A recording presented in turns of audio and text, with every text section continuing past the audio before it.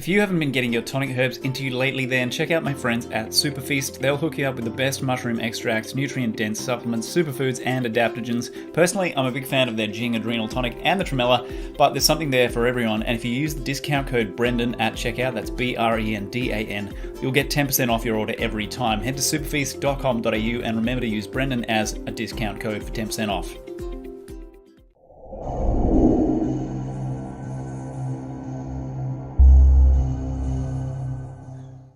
All right, welcome to the show. This is Truthverse, and I'm your host, Brendan D. Murphy. This week, I have the pleasure of being joined by Michael Tsarion, who, in this community at least, probably requires no intro, but I would like to get one from him anyway, regardless. So, Michael, A, thanks for being here, mate, and B, maybe you could give us a quick background. I wanted to ask you actually what was it? Was there a trigger moment that got you onto this path to do this work, or was it sort of a gradual process? Were you in a life situation that led you down this road? What happened? Yes, it was definitely,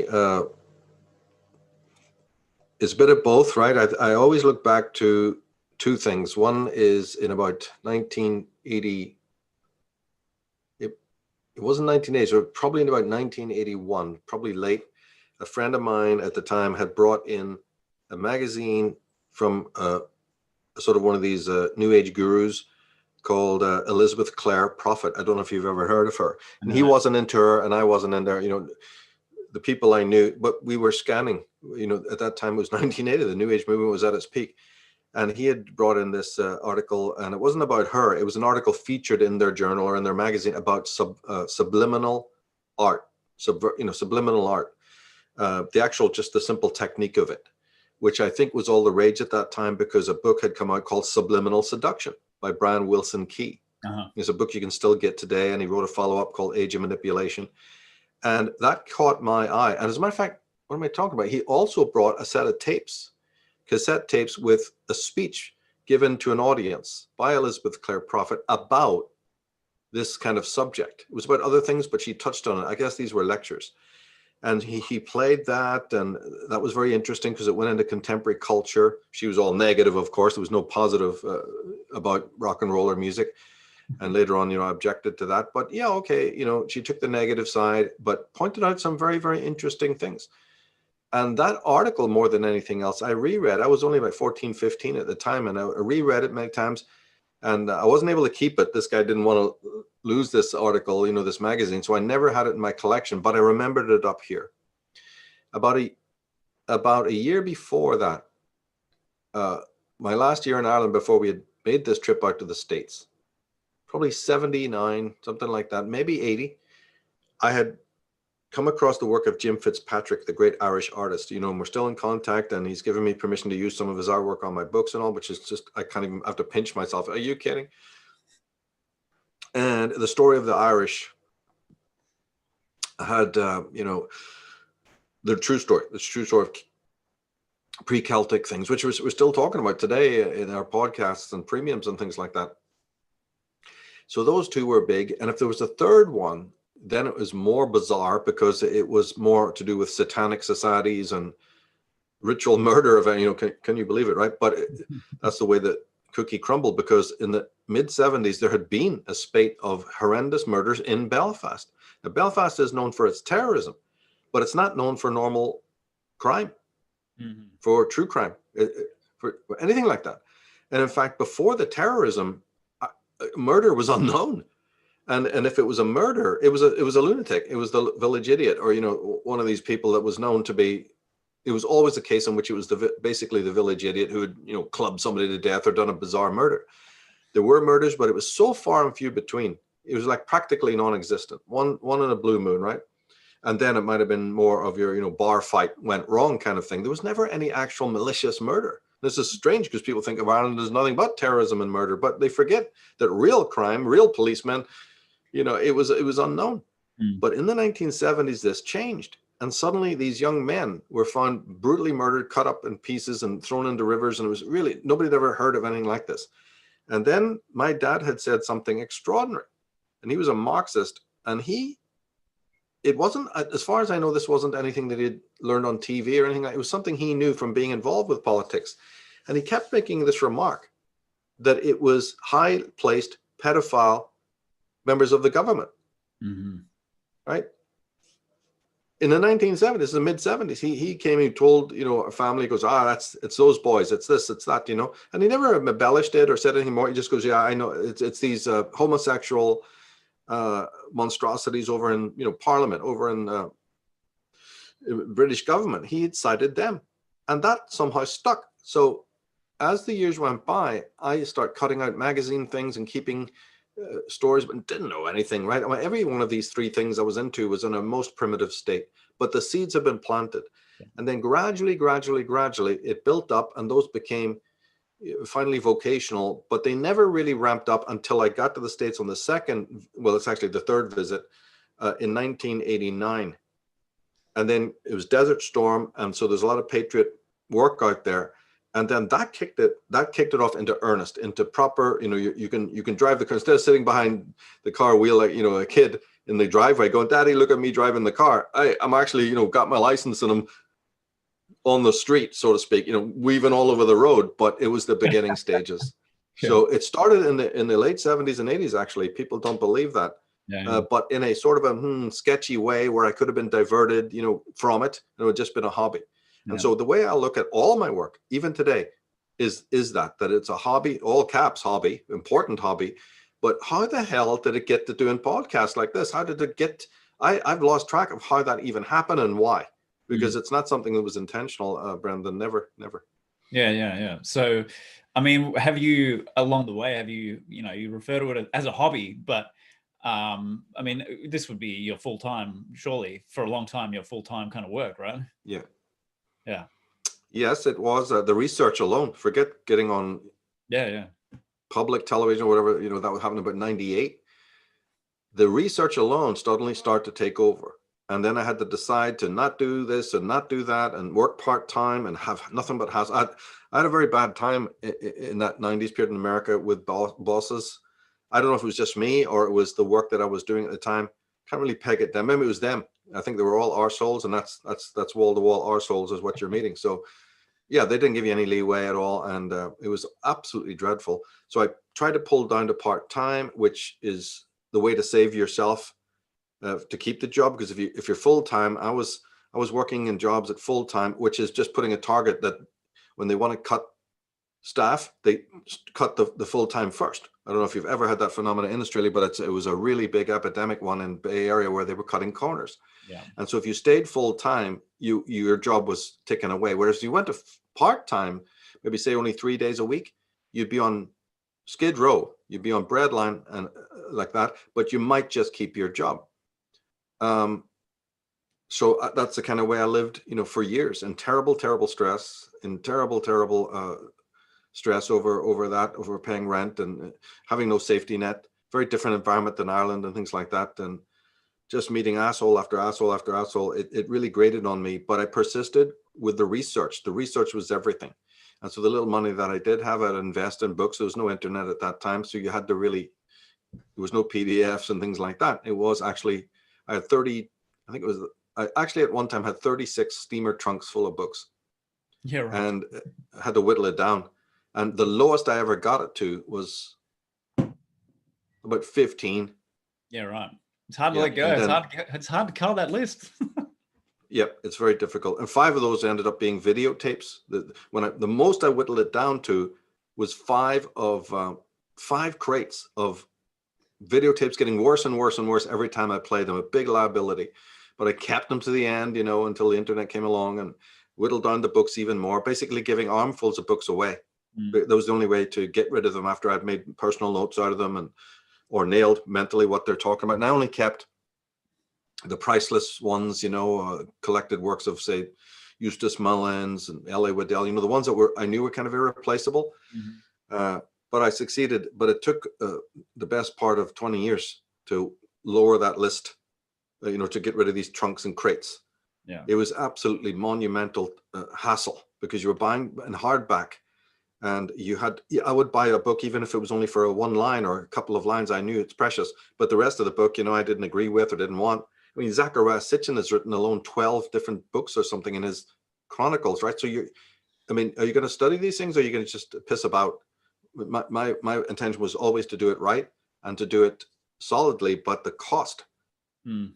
the absolute cost, of doing that and working with assholes to make the money, people who wanted to strangle, all collectivists, all communitarians, everything's to do with the team, where you're not a team player, you blah, blah, blah, blah, blah. Yeah, I'm not a fucking team player. How about that? What are you going to do about it? This is America, the land of the free. Do you remember that, you bastards? Well, I guess you forgot somewhere along the fucking line. It's just all awful experiences. Don't even get me started. When did you manage to get, like, when did you extricate yourself from that situation and sort of move on? Oh, yeah, I got the last job was in a bookstore in the Bay Area, right in Menlo Park, California, not far from Santa Cruz Avenue. It didn't last because I got very, very sick from stress. And that was the last job. Yeah. I had to be literally carried out in a stretcher. Basically, the owners of this pathetic bookstore, this place, turned up. Actually had to see them. They were multi-millionaires from the East Coast. One look at these people and you'd never want to work again. Not only were they mentally disturbed, like crazy people, but they were crazy people with millions and millions and millions of dollars. And so they just looked at you, some crumb that was in their way. And it was 100 other things that were wrong with the place. And I got very physically ill just from stress. So that was it. I couldn't do any more jobs of that nature. Couldn't even do taxi or anything. There were some jobs you could get where you would be kind of independent. And I did a lot of that, but no, it was just over. So a friend of mine had begged me and had been begging me a lot to do astrological readings. They thought my interpretation skills were very good. And I had resisted for approximately more than 10 years at this time. Part of it because I didn't have the skill, but in the latter area, I did have the skill, but maybe for that 5 years, but I resisted. So somebody from another perspective said, "Sure, Michael, you give yourself hell by working for these plonkers because you could have done counseling." But that come out of that what do you call it? That antipathy came out of my experiences from 1970s with the New Age movement. Right. And my family was deeply involved in. And I didn't want to do readings or see clients because it smacked of everything that my family members and other extended people have been doing. And I gained a great personal antipathy to it. So I basically shot myself in the foot because it took years and years and years. It was something that was it was like aversion therapy or something. I didn't want to do it because I'd been so experienced to it. I didn't want to have anything to do with, taking phone calls, receiving clients, making my life that. Because I'd been since a child exposed to this and despised it so much that even though I did have the skill, I decided never to. And I swore to me I'd never do it. I'd sweep the streets and all of this. But a point came where I had done all of that and it was worse. So in some bizarre, and with all my resistance, with all the resistance that anyone, like a mad goat that just, a donkey that couldn't be pulled to where he needed to be, but I had finally to start. And so the answer to this question, it started in about 1998, where my friends who were in the New Age movement, these are better people, got me clients, sent me clients from their practices over. It was a nightmare. It was, but the benefits started to quickly show. There's no boss. There's no monkey's ass telling me what to do. Yep. No ponce. And so, it just, the stress lowered down. There's a different kind of stress in trying to do well by the client and give them a reading, but I would do follow-ups, and we had a really good relationship. And although it took many years, really, it was an upward curve. It started working. And the better thing about it was within the first year or two of doing those readings, I started doing classes as well very quickly because they were saying, "Hey, this is great. Do you ever have a class teaching it?" And that got me to do that in the Bay Area for a while. And then that led to getting the classes online. So in 2000, maybe just a little bit before that, the plans were made, but about 98 to 2000 with help from 2 or 3 people, we finally slowly launched Taroscopes, my very first website. And even though it was in a very primitive state, it kind of gave me a shot in the arm to say, hey, if I can just put the last dot on this website, I'll be satisfied that I've done something with my life. So it gives you a mini goal just to see it come together, because it actually took a lot longer than it should. It took a lot longer and people had to donate their time. And it was in a time when the internet was itself fairly pathetic. So it was like pulling teeth to get it together, but I had the content. My side of it was pretty much achieved because I designed it, had the artwork, had the content, And it slowly went up with other people's help when they could, see me. It goes, oh, come over on Wednesday, we'll do a bit, and come over. It took a long, long time. But that's what if you're not paying for something, you can't be ordering people around who've got full-time jobs. So the first Tarscopes came together extremely slowly. But at least I set a goal, said, if I can get that done, when we put the final stop on it, I will say, I want nothing else out of life. It was kind of a weird decision. So there was a really good celebration point. Now, of course, that's ludicrous. Of course, one thing snowballs onto the next. But at that point, it felt that if I could get this finished, I would have several virtues out of this. One is that, well, it would just be like finishing a project, which I'd never really relished before. Something always got in the way. And secondly, I could empty my brain of all of this 25, well, by that time, it would have been at least 15 years of research. That's a good number, because again, it goes back to the mid-'80s, and that's true, because in the mid-'80s, I had gone out into Ireland, into the field to study the megaliths. So a lot of things that I'm doing now did indeed start there. The people believe that or not. The reading of Jim Fitzpatrick and many, many, many other books. So yeah, I could empty a lot of that out. Not all of it, but the great body of work was just rotting in there, floating about, could get out into tactile form. Even it was badly written and horrible low resolution pictures. You should have seen the thing. The font color was unbelievable. You couldn't find anything on the net today to be as ugly and hideous, but at least it was like, there it is, out of my head. Yeah. If I need to know it, I can go and, oh yeah, I remember that. But I can actually disgorge it in some way, leaving mental room then for other studies. There's an old Sherlock Holmes story, I think it's called Study in Scarlet, in which the character Sherlock Holmes says, the mind is not like a room with elastic walls in which you can just continue to, bung it full of stuff. And that is kind of the way it is, because I felt very much that my mind was overcrowded with information, and it's going to have to take a different form. So, but even though I wasn't a writer or a web designer or a public speaker, these things opened up, because just that action of saying, can I get this out of my head? You learn to write, you learn to put it out there. Things I had no skill in from school onwards, I was total failure and all of that, started to develop in its own gradual way, like a sort of apprenticeship. Only trouble is, it turns out thousands, and then suddenly later hundreds of thousands are watching your evolution, because they're all reading the stuff on the site. Yeah. But this is kind of like before email, so you don't really know any of this. I'm just putting it up there in this way and reading it back to myself and fixing it and adding and adding. In 1 or 2 years, you start to realize this is public. People have been following people have been I've got people email me saying, I was printing out the first crap on your website. It's me, burn it, for God's sake, save yourself. Come back and read it now, but it just took on a roll from about 2098. I was doing TV. So that date is important, because, cable TV in the Bay Area was calling me, and I did several shows with them. Some of it I've got on archive. It's been put up, now and again. Good interviews, good people who helped run the Conspiracy Con conference. And they later approached me in something more than anything I just said. Something happened much more important than that. Was in the year 2000, in June. Never forget it, you see. It was a summer in June, and wrong. It was probably the Whole Life Expo in San Francisco, which is around about April, May, actually.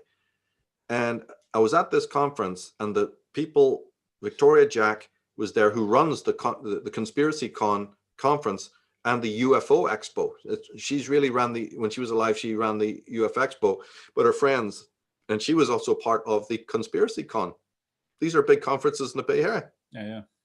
Yep. I vaguely recognized her, because when David Icke first came, I went to his pilot conference in the Bay Area. It was in San Carlos at the Marriott Hotel, and I knew her face, as you're meeting people and stuff like that. So I said, oh yeah, you're what's your name? Oh yeah, Victoria. She goes, yeah, good, we're bumping into you. Would you like to come and talk at my conference? I'm standing there with a friend, right? And go, what? She goes, would you like to come and do your talk on Atlantis at the conference? And I'm standing there going, sure, you don't know me from Adam. I was the only chaperone to, Jordan Maxwell or one of the other guys. What the fuck are you talking? And what's this thing about Atlantis? I'm no expert in Atlantis. I've not done a book on it. I have not written on it. There's no stuff on my website about it. There's a lot about astrotheology and related matters, mythology. I don't even remember what was on the first tarot. Oh, well, a lot about tarot. It would have been a lot about astrology and tarot. And I'm looking at it, right? And I said, yeah, okay. I actually more like hear myself saying yes, right? After 10 years of saying no to everything in the Bay Area, including no to, having a career and doing readings and all, I hear this voice going, oh, okay. And I'm thinking, idiot, what have you just... So they walk away and I'm standing there like, what did you just do? And actually it turned out that this conference was coming up in like a month. Oh, shit. Yep. Oh, and by the way, in the meantime, I was taking my first holiday to Sweden. That's why I don't forget this time, right? And I'm thinking, oh, you Burke, right? So I packed up the biggest hold all, one of these wheelie ones that anybody's ever laid eyes on. It was mega sized, and there was about 100 books in it. These people at the airport were just going, and what's your game, mate? This thing weighed a ton. I took every book out of these crates that I had that even looked like it was even remotely connected to the prehistory, and Atlantis. And I did have a whole bunch of stuff, but I was taking books this thick, and the thing ended up busting, right? But I take it over to Sweden on my first holiday. I didn't see Sweden. I didn't see the country because I'm like this. And my friend's family members and other people and friends we were meeting were going, what's wrong with him? He doesn't interact. And she goes, my friend said, don't worry. He has to do this big conference. They explained that, there's a big thing coming up and I have to do it. And to my horror, I never saw the country. I was like, oh, lovely. Just hang on a minute, underlining this. But it all came out good. And then I get off the plane on the way back, and 3 days later is the conference. The phone rings, or a message had been left by Victoria Jack saying, basically, she's short and sweet, and she said, do you have a book? Bring it with you because you have a table. I didn't know anything about any of this stuff. And I'm going, what's she talking about, a book? Other people's books? Well, I don't know. And then I got the phone. I was very confused. I said, what do you mean by a book? She goes, do you have a book? Have you written a book? She goes, no fucking way, right? She goes, well, do you have any speaker notes? Yeah, I've typed out a few. She goes, bring them, spiral bound them, do whatever, staple them and bring them because you'll sell them. And if you don't bring it, I'm not letting you in. So all these speaker notes that I did, in fact, have, there's no PowerPoint that would come the following year. I did run down, and it was a weekend, so none of the printer places were open. And the ones that were open was like Kinko's, which at that time was 6 cents a page, which I couldn't afford. That's how I told you, having no money, right? And then I suddenly remembered that up in, not far from San Carlos, this is, in the Bay Area, not far from there was a printer that I've been walking past as I went up to this British food center, which was my shopping habit. And I did remember this guy who printed. So I look at the watch, I go, maybe he's open. So I ran and I went through the back door where, I'd seen the sign of this guy, and he was open. He was in there printing off things. He was closed, but he was printing, he was doing work for people, backlog. And I ran in here and mate, and he kind of recognized me because, he seen me coming past his shop on numerous occasions. He goes, oh yeah, what's up? He said, no, are you open? Do you take things? And I explained him what I needed, which was, pretty much like thick. I don't remember the pages were, but I said, look, I need these to, be spiral bound or whatever. I need them to be printed. And he goes, oh, it'll take several days to do that kind of printing. But if you just want it to be like this, and it turned out it was practically just stapled. Yeah. But the guy did it. Yeah. It was coming up to the weekend, and I had just no time. And the way it worked was, I was able to pick those up just literally minutes before we drove to the conference. Wow. And I slapped them down on the table, and every single one of them sold. Probably $14.95, some ludicrous price, right? But I treated it as if it was a book. It was my work, and I didn't want to let it go. And that was the Atlantis book. Yeah, right. Yeah, and Richard Hoagland and Dr. Roger Lear. I shared a table with Michael Cremo. I mean, talk about being dumped in at the deep end. But I found them all, Brandon, to be nice people, right? These are not pompous assholes. Michael Cremo sat with me and gently and quietly talked to me in a very, and I'm the outsider looking in, right? I was one of the youngest people on the circuit, if not the youngest. And then so I'm kind of, like observing them too. And to tell you the truth, I didn't find any of them that pompous. Later on, I'd meet people who were, but every single person loved me. Every single person took me under their wing. They were super nice. They wanted new blood. They were desperate for it, and they were getting it. And it took on even more than that, because after I did give my speech, these same people were coming over to me and now confiding that the information itself was new to them and was moving them on a personal level. Dr. Roger Lear, after talking about Celtic legends, started to confess to me these weird dreams that he had had and these weird experiences that only now, throughout his life, had never been explained by anybody in the paranormal movement. This is one of the leaders of MUFON. And he's coming over to Jack, here is Joe off the street. And he's going, that explains these weird experiences I've had. And they were doing this. Several of the people were saying, that confirms this, or that confirms another paranormal thing that they'd done. Victoria Jack just totally, utterly adored me, wanted me back again. And that's how it got kicked off. And I'm like, what's going on then? Right. And they were, what's all this? I was totally flying by the seat of my pants. Yeah. And they were getting applause. And I hadn't even got to my own table before everybody, the book, there was every single one of these stapled little booklets was in their hands. And they were handing me $20 bills. Yeah. And because of Victoria Jack. So that took on a life of its own. And that's therefore there's no will involved. You see, all of this stuff was like a roller coaster. And then because they bought the book, I had a year to prepare to fix it better. So the next one was a little bit better. It wasn't spiral bound. It was more bound. It was like good.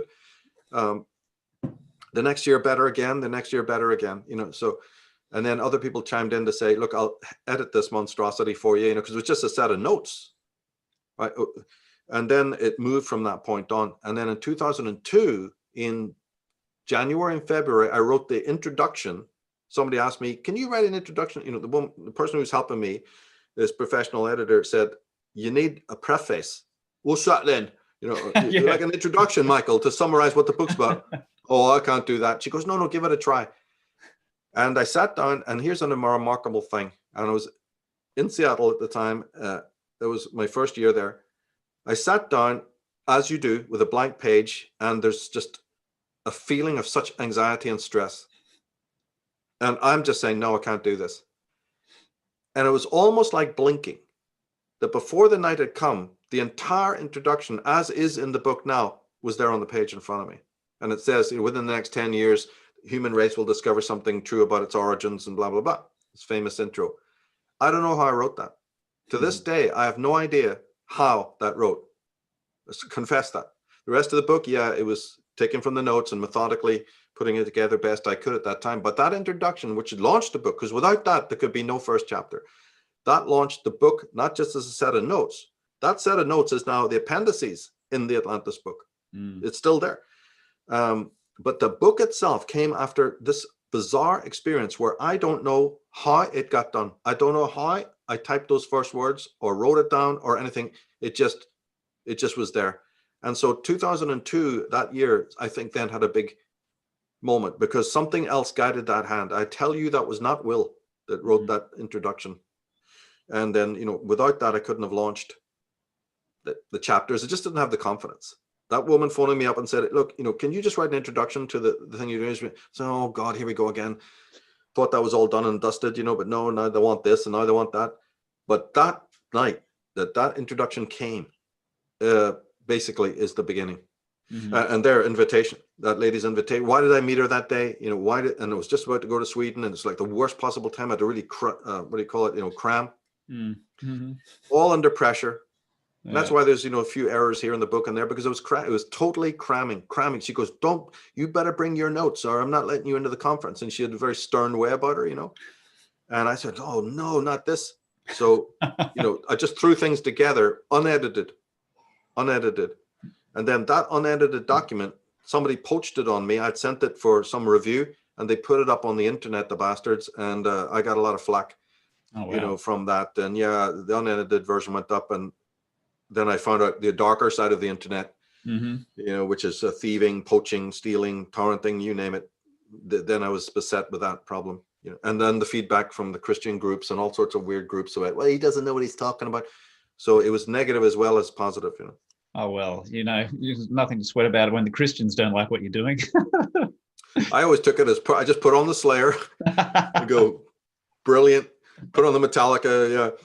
and just say, yeah, keep it all coming, but it was brutal. So it was, no, I never worried about them. I knew I was so strong in my content. I was just disappointed that they'd have such a brash way of doing it, because I'm open. My door at that time was open to anyone say, you got a problem with something, contact me politely with respect, and we'll talk about it. Yeah. And do you know that I'd say about 40% of my work from the beginning has been perfected because of exactly what I'm telling you. So it's a reality when people like yourself said, Michael, you got that wrong, or Michael, here's how that story really went, or here's an addition, or here's a better, source, or sending me pictures.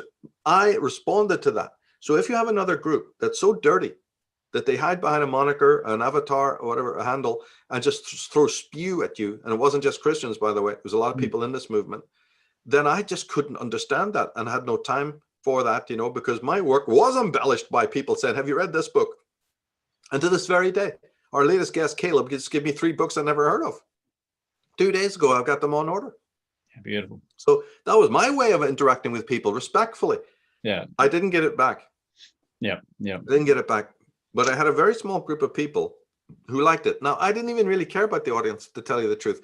I didn't get a chance to, because all of the people that were the leaders in this field were so welcoming to me. And this includes Jim Mars and many others I could mention. I hope I will be able to, even some of them were Christians. They didn't say bad, but they didn't say good, but they were welcoming me there. People like Stan Monteith were saying, more the merrier. You don't, what you say doesn't interfere with my beliefs. Well, I'm thinking, great, because what you say doesn't interfere with mine. Let's get all around the table.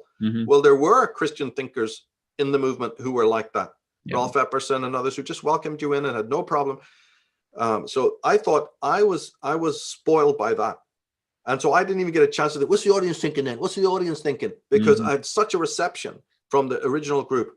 And then this one lady who ran this, was at the UFO Expo, said, I run the conferences up in Seattle. Would you like to come? I'm thinking, I've never been to Seattle. I'm not worried about the conference. I said, oh yeah, I'd love to, because I've never seen, a lot of my life is, about seeing places. So I said, I've heard a lot of good reports about Seattle.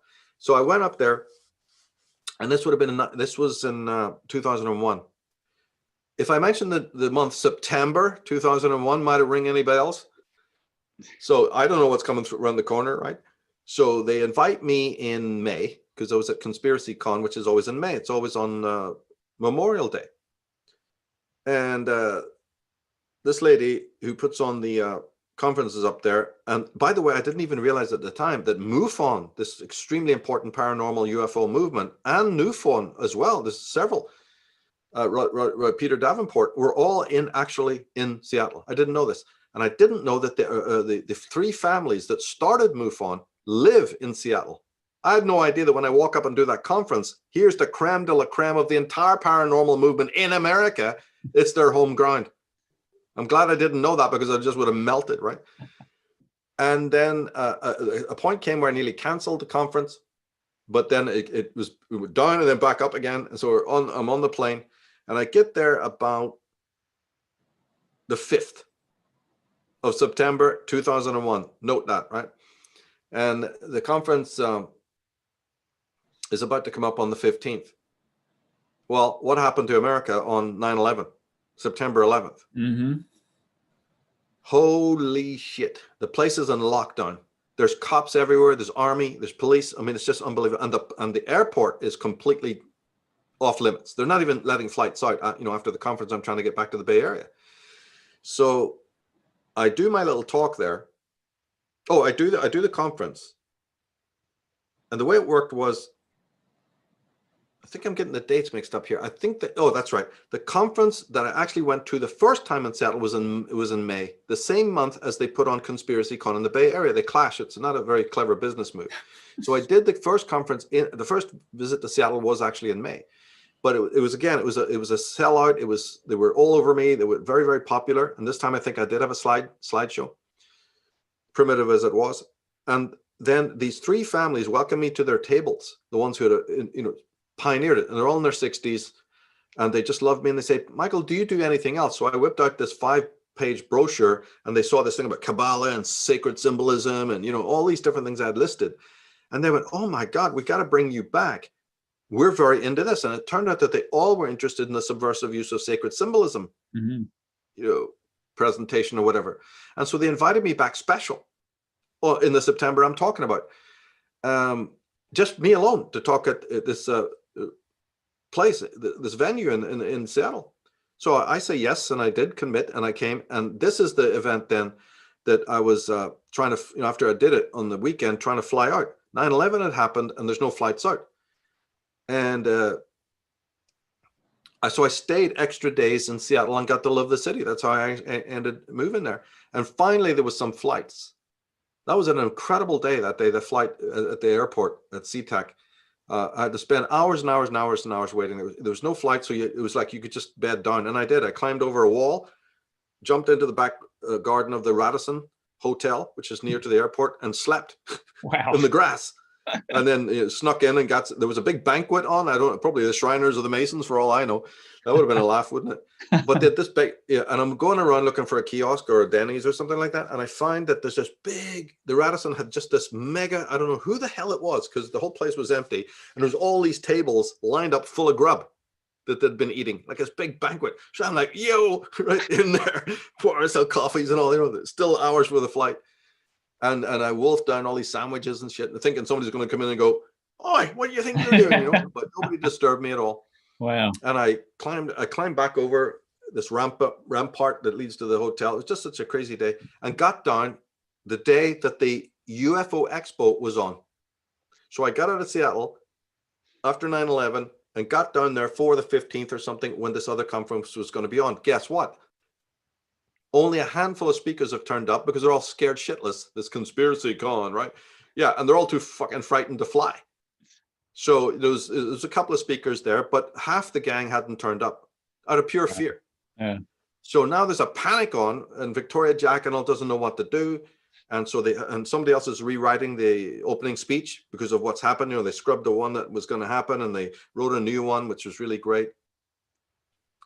And it went on. There was just enough people there for the conference to go on, and I'm never going to forget that. And then very shortly after that, by October 20th, I'd moved to Seattle. I packed up everything and actually moved from the Bay Area to Seattle, and I've been there ever since. So that's how that happened. And several conferences, went to do stuff. But the trouble was that after 9/11, Boeing, all these people in Boeing lost their jobs because of the chaos, and many other jobs got lost as well. So there was a slump, there was an economic slump, and it hurt me because the Boeing Parapsychological Society and a lot of other societies in Seattle that were supporting me, asking me to come to these conferences and taking readings and all things, were all now people who had lost their jobs. So I get to this new city and I'm having a really good time. I love it there. But there's been a major financial slump. It hit other people as well, but it hit me really hard because who's going to afford readings or a class on esoterica when you're trying to put bread on the table? So yeah, there was suddenly more poverty. So I went through years and years and years of agony again, and that's when I slowly worked on the Origins and Oracles DVDs. And the reason was for that is because I had them on tape. Remember I told you that back in 1998 I had done interviews with the Bay Area. Yeah. And they'd presented me with tapes of those interviews. So I did have those tapes, but see, videotapes, every time you play them, they get worse and worse and worse in quality. So even though I was burning them off for clients, I stopped. In this period here, 2000 and 2001, I ceased making them because I didn't want my clients to have this low quality thing. So I tried to improve them, nothing happened. So then I suddenly realized I'm going to have to reproduce all that content on a lasting format. Everything, all this hard work is going to go for nothing. So I had a friend who knew about filming and DVDs. He didn't end up helping me, but I found out from him how much fits on a single CD. In those days, it was only an hour, and you can get box sets, and I had the basic sketch from him. Then I went down and hired a company, really top-end company, to help me. They did. After some severe trouble with some of the oily rags in their business, these Christians who immediately, divination and the goddess, subversive symbolism. And so I was given the cold shoulder by these bozos, right? But luckily I went upstairs and the company owners was just horrified by the treatment I'd got because I sent them all the emails of these bozos and they saw that I would mistreated. So finally they came through on my side and gave me royal treatment. So I got this beautiful box set made, from them. And that was the Origins and Oracles. 22 DVDs, whatever it might have been, a real magnum opus, and people loved it. People absolutely loved it. And again, that was another way for me to get out. It seemed like centuries of knowledge into that. And that emptied my mind enough to then work on the Irish Origins project, which came next around 2007, but it wasn't published till 2009. So it took more than 2 years to write those volumes and several other years, to fix them. And then came astrotheology and other books as well. And now we're doing more, philosophy, psychology, female psychology, but I can't remember one act of will. It's just like being pushed on roller skates, from the moment you wake up. The project owns me, not me. Yeah, that's right. I know that feeling. Yeah. And so was I know you have, like you just said, gone a lot into philosophy and psychology and this kind of stuff. So do you feel like your interest in that, was that opened, did the way open to that from, the tarot and the astrology stuff? Like was that bridging kind of led you into that side of it with the psychology and philosophy? Because you're quite big on that and you've been very deep into that realm. How'd you sort of get there? I think it came first. Yep. I think the tarot stuff, it's hard to tell because a tarot thing happened to me when I was about 11, but it was only one experience. And that involved the Paul Solomon group. He had sent one of his staff over to Ireland to give a little bit of a lecture, kind of hosted by my family type of thing, but hosted a few others. And we did a tarot meditation, and that, I won't go into details, but that had a very big effect on me. And so my relationship started then, if I remember correctly, the date. But the philosophy has been in my blood from the beginning. It's just the way I am, my chart, or whatever the hell. And then, but that was just in the background before any of these other things came along, and psychology too, But I didn't know anything really about it. It was just a disposition, latent. And all these other studies into the conspiracy thing took over, as I say, ramped up really in the 90 period of Desert Storm. So, but you see, the very first book, when I came in September 89 to the States for this longest, for my basically permanent stay. The very first book I actually bought, and it was within days of coming there, was Spinoza, philosophy. And it sat there, so I know it. I know the cover. And then all these other philosophy books came and they were right beside my bed. So that tells me, I always have that as a memory, that it must have been important, very much important then. And of course it was, because 2 years before, in 1987, I start taking actual classes in philosophy in Ireland. Yeah, right. Not planned. It was to break extreme depression. I suffered from very, very major depression, especially through the 80s and other times as well. And if I knew at that time, if I didn't get up out of my bed, it's partly to do with the environment in Ireland, but other things as well. And I knew that if I didn't get up and do something, I would be dead. I would just rot away. And a friend of mine had been going to philosophy class for several years, got a degree and all this nonsense, right? And we talk. I was very philosophically minded, but he would throw stuff at me, and he was taking these classes. And I don't know, he kept on saying to me, you should go to the class, you should go to the class. And no one on this planet, and I swear by this, no one on this fucking planet hates mainstream education more than me, or had a worse time, except back in the Dickensian period. Well, actually, 1980s Belfast, yeah, we're still there. It's still Dickensian to that point. So I was like, that was really like garlic to Dracula. But I'm lying there as years went, a whole year had gone by. And then, I was in such a state of total, utter depression. It was about 87. And I suddenly decided, and we were together, and I said the unbelief, I couldn't even believe I was saying this. So are those classes still on? He goes, oh, sure, they're always on. In fact, hey, if you go now, you'll actually be able to sign in. And he goes, I'm taking the class as well. So why don't I go down with you? It ended up, he didn't. But he said, I'll accompany you down to talk to the tutor. Jesus, talk about 6 donkeys being pulled down the street. I was so livid. I was livid with myself. I was going, why are you doing it? It's just wasting time. There's a million things I could be doing. And I was literally pulled. And I was down there, and the lights, it was nighttime. It was a rainy, windy day. And I went in, and it was bright lights, which I fucking hate, right? And there's all these students and shit. And it just smelled of school. And I thought I'd seen the back of that, years before at high school. No, we go over and we sit down, and this Jack comes and sits down, but I immediately like the look of him. So something about my past life in schools immediately changed, because when Alan sat down, I kind of immediately had a like to the guy. And it slightly calmed myself down. And my friend sat here and I just sat sort of like, disheveled. No, it's not me. He's re-signing up. But I signed. I couldn't believe it. But something about this guy, Alan, and he was the philosophy teacher, I liked. And it turned out that he'd been what we call in England, you'd recognize the term bin man. Americans don't know what that is, right? It's your trash guys. Yeah. Right? And he'd been a right boozer and all, and he was a man from the streets. Yeah. Like we were.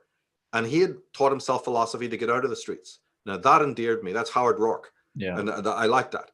So I signed up and I signed up the following year as well, and did the 2 years, but it was penniless. So I couldn't buy any of the books or anything. I didn't even have lunch. I didn't have 50 pence for lunch or anything like that. So I just stuck it out and went through it, not to matriculate, just to sit in the class. And it was tough. In those days, you see, bus drivers wouldn't pick you up if you were wearing like a heavy metal t-shirt, or you had long hair or whatever. So you wait at the bus stop in my home to be taken, and they just splash in the water, and drench you. Wow. So I'd end up walking through the rain and everything, to get miles and miles and miles to this college, and sit there shivering in the freezing cold. They didn't have any radiators. I mean, it's just an unbelievable scene. But my mind was alight. Yeah.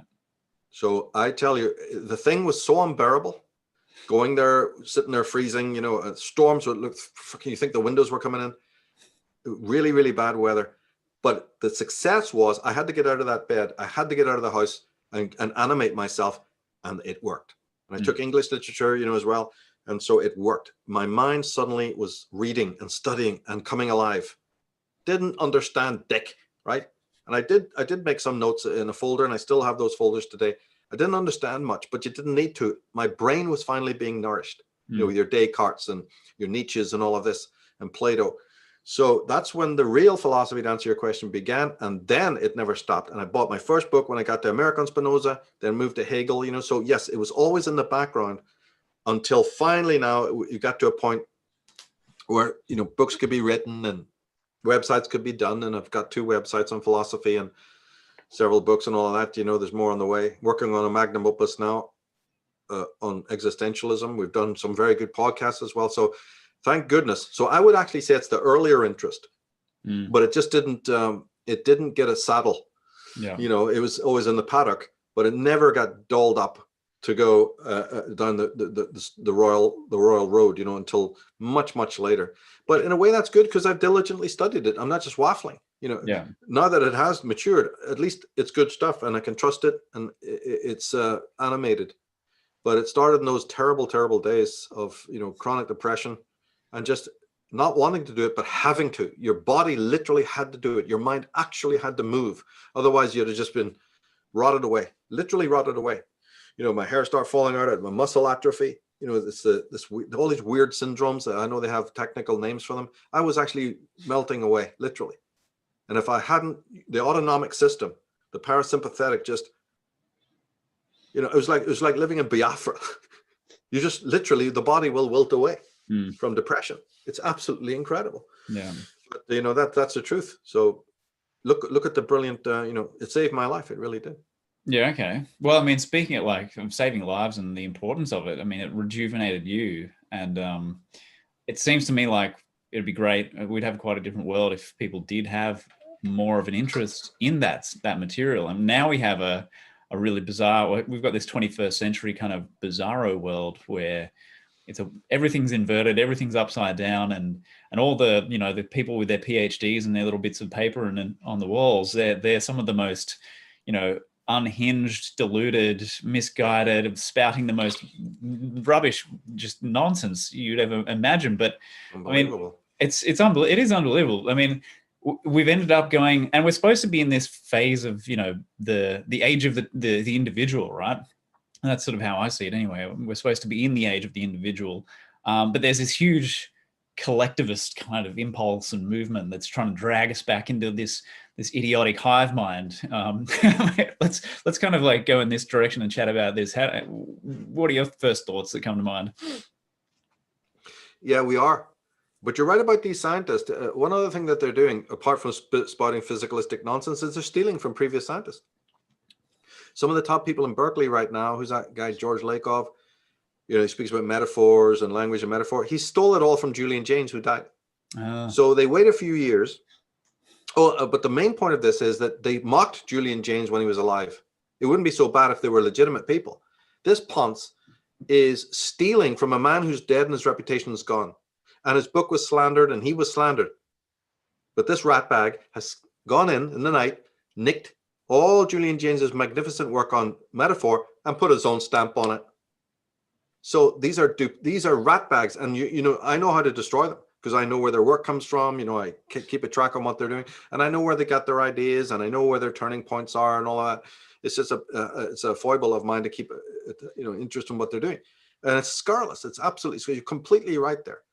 But you see, we are in the age of individualism, but for every, it's like I just said at the end of my Thule Society video, which will be out soon, for every step forward in terms of light, charity, hope, and justice, there's the devil leering at your side. And so now that we have the push towards true intellectual freedoms, in walks death and the devil to throw bricks and throw logs in the way. We have more evil now because there's a spirit of rebellion, as I call it in my articles, is manifesting. And that's true astrologically. Anyone who's got any astrological knowledge knows that that's completely true. Pluto, Uranus, Neptune, all the planets of that kind of spiritual level of individuation, let's just call it, is abroad in the world. We wouldn't be having this podcast now if it wasn't. So the evidence is there for it. But so are the deplatformers. So is Mark, right? Yep. Adolf, Zuckerberg, and all the rest of them plonkers. Look at the state of them, and they're very feminized. So there's a psychological aspect in there as well. They become completely feminized as males. You can see it in their features and their faces and their voices and the rubbish they're putting out to the world. Mm-hmm. So we have more evil, but in a way that evil can be seen as a good thing, strangely, because it signals that there's a spirit of rebellion in the world. And that doesn't mean that it's,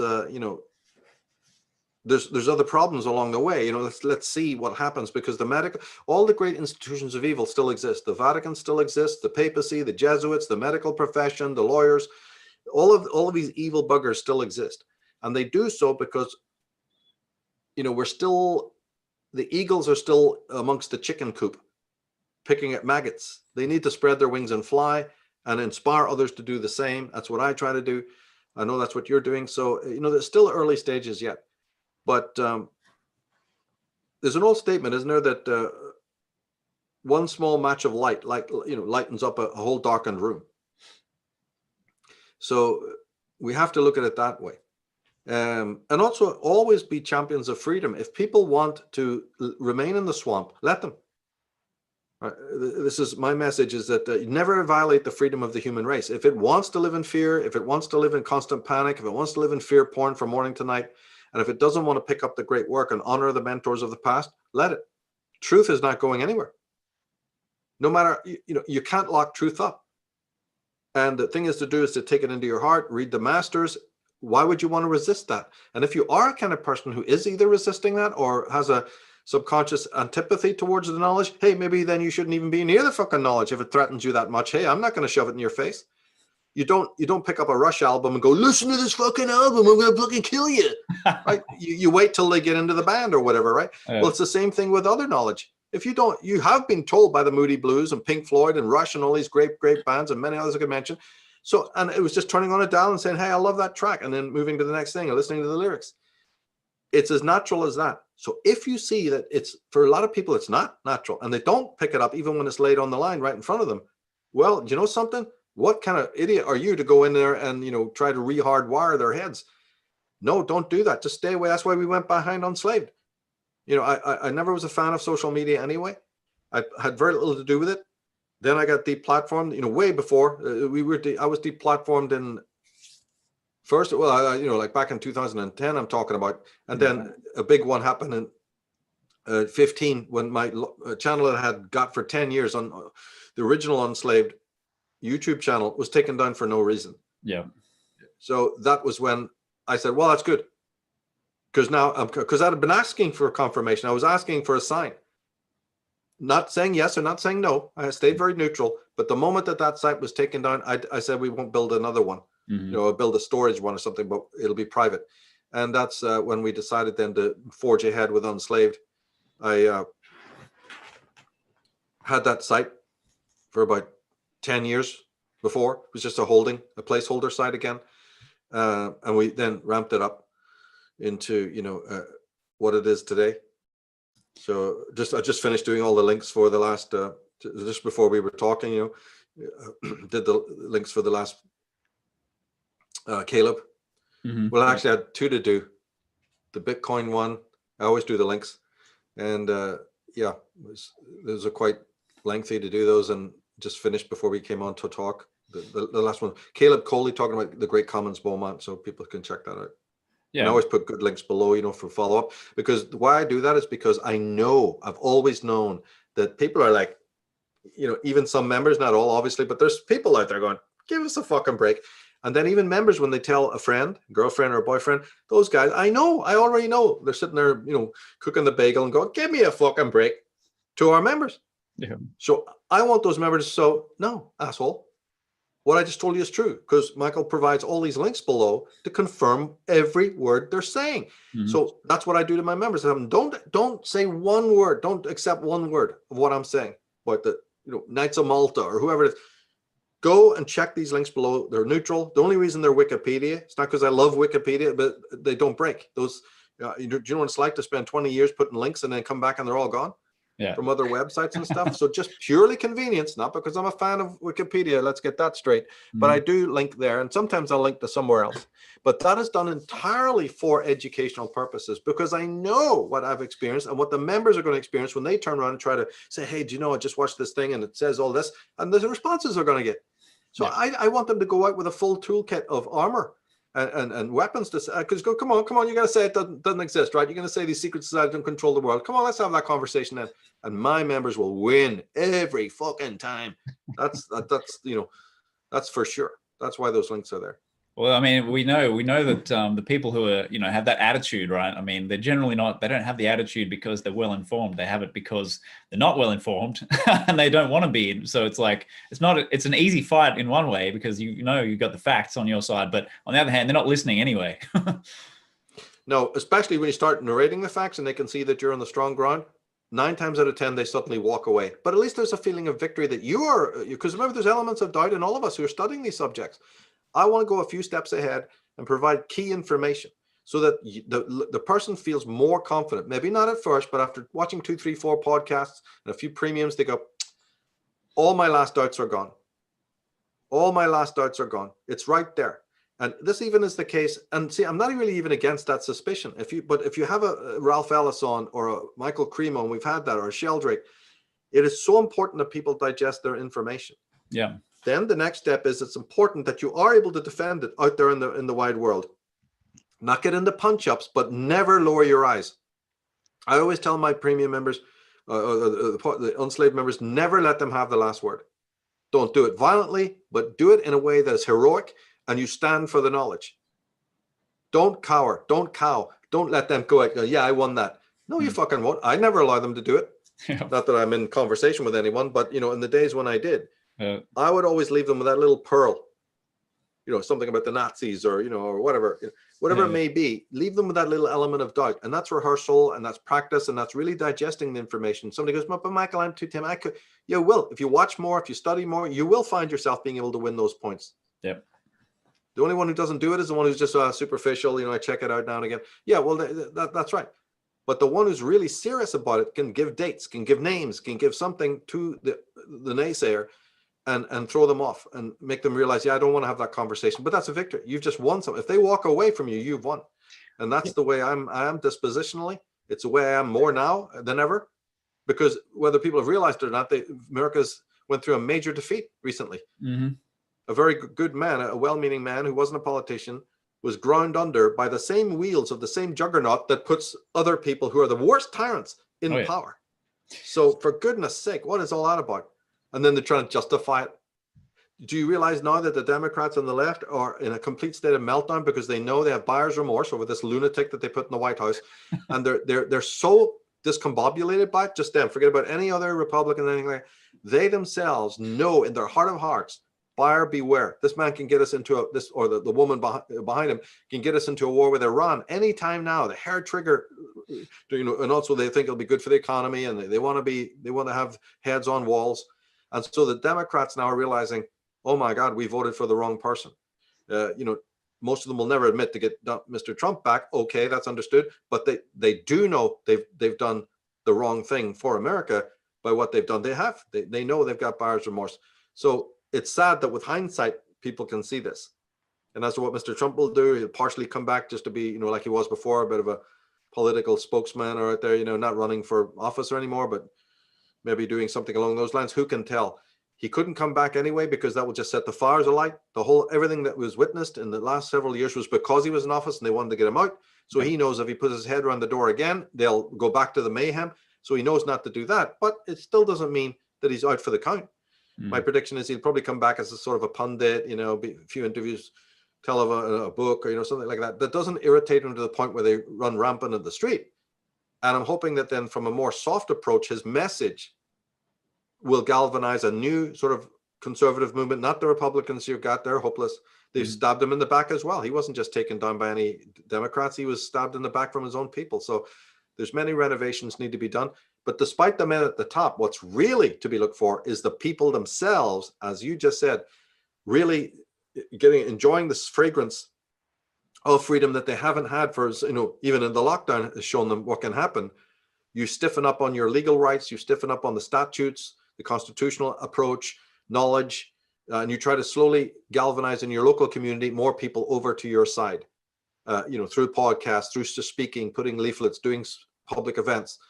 Something like that will have to happen to re-educate people.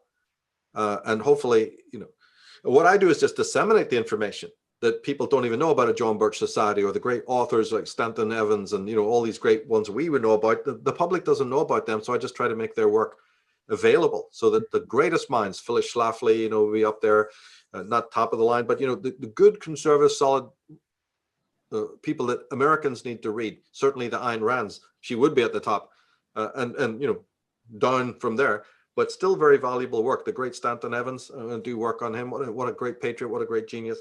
And there are many, many others as well. So it's just disseminating that information so that you can get your hands on it when that abyss comes and you say, I think I've been had by all sides of the political spectrum. Where do I go? Where's my new moorings?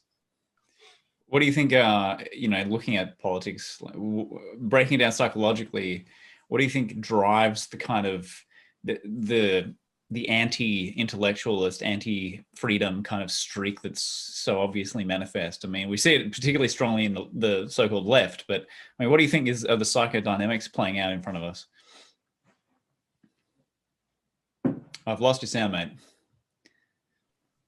Yeah, you're right. I'm not so much a favor of the other side, so to speak. And the real reason is because it avoids psychology. You go to politics when you're not interested in personal psychology. So that's the big brushstroke idea. Then on another level, it has been misparenting. Back in the 1950s, women were doing Tupperware parties instead of watching the PTA, which was communized to the red, and they let it happen. Women in America are the most guilty. Men were out working in the 1940s and 50s and 60s. So the women were in charge of the schooling, and it is actually on their watch. Mm-hmm. It's on their watch that the communization took place, period. Third, the home life in the deep psychological way of what happens to ordinary children. And this goes then for all the world at the time of the Oedipal. Now if you go into the real psychology, it's the whole issue of then birthing a child and watching them move. You've just had a child yourself in December, I believe, right? So this early period right now, leading up to about 7, and there's at least 5 stages. Every school has different ideas on that, but the Freudian idea is about 5. Then you add in Otto Rank and Melanie Klein and you get more. But the basic idea is you go through these stages, and at each of these stages, there are kind of milestones as to whether the child is going to be able to greet reality, the reality principle, or remain within the pleasure principle, or find a happy medium between. So the first 7 years is the guarantor of what I just said. So that if you arrive at 6, 7, 8, after what they call the latency period, when reality is now is about as clear and clean and vivid as it's ever going to be. Now we're talking very generally, because for some very intelligent kids it happens earlier, and for some a little bit more vague kids, it takes time. It takes to be 9, 10 before. And there's nothing wrong with this. This is everybody's temperament. But the thing is that if the mother hasn't had her act together and is a very feminized type and hates men, that's the end of that. Because the vision of malehood in everything, not just physical men, but the whole of masculinity and what it stands for, is already disfigured, probably from the very early stages of the Oedipal. Well, that's how you get this. So the only refuge that you have as you move into full lucidity is that you don't want to be in full lucidity. It's like the solar light of the masculine world is so offensive to these snowflakes that they do what they do. We all know what they do. Very few people know why they're doing what they do. It's because they have to cluster with others in a kind of the way sheep, if frightened, will all gather together. So it's fear that gets them into these clubs and groups, and anger and violence is included as well. I've gone into that about the crowd dynamics, sort of taking what Gustave Le Bon and others have said, but modernizing it in terms of modern. Not that you have to do much modernizing, I'll tell you, but a certain amount has to be done. I've done that on my Dragon Mother side and other writings. But basically, it's antipathy to reality. They call it the reality principle, right? It's probably not the best term, but all it just means is whether or not you can greet reality. Now, everybody has that regressive urge to, the regressive urge will always be there, but it's not. What's happened is it's become maximized. It's been really ramped up because of the leadership, because of the deviant parenting, because of one-parent homes where the father's just like some house slave at best, and then not there later on when the welfare state decides the wife can live alone. So Woody Allen said, you never meet the wife until you get into divorce court. And sadly, he's right, especially in terms of California and America, and women are not turning that around. Women have no interest in turning around what is happening, so don't wait for them. So it's not that I'm, advocating unnecessarily. Man has to step up now. In fact, most of the message I have about female psychology should be taught by females, to females. The whole thing's wrong that a guy like me has even had to do the study and then bring it to the world. Yeah. But of course, that's the second best thing to do when nobody's doing it anyway and women have dropped the ball. Right. Well, then, unfortunately, you'll see another weird, odd phenomena, which is a guy like me, now having to advocate, or MGTOW, in a more extreme way or whatever. Yeah, well, you girls brought it about. Since female psychology is the last thing on your list of interest in the world, in history, did you think it was just going to stay buried? Well, I know you did, but wrong. Life has its own momentum and movement, and it is empowering to both men and women to get into psychology. But it's more empowering right now to focus on female psychology, since that's the one that was really, thrown into the dungeon and hope that it would never be resurrected. So, but when you read the great female psychologists, then you realize how important this is. So one of the reasons why we've ramped up in politics right now and all of these mayhems are happening is the consequence of women not remaining true to psychology. And actually, although they have an interest in psychology and become psychologists, no, I said female psychology. There's all the world and there's all the difference in the world by saying a woman, women are in lots of psychologists, lots of psychiatrists. I didn't say that. I know that. That's just jumping through hoops of the medical profession and getting a degree.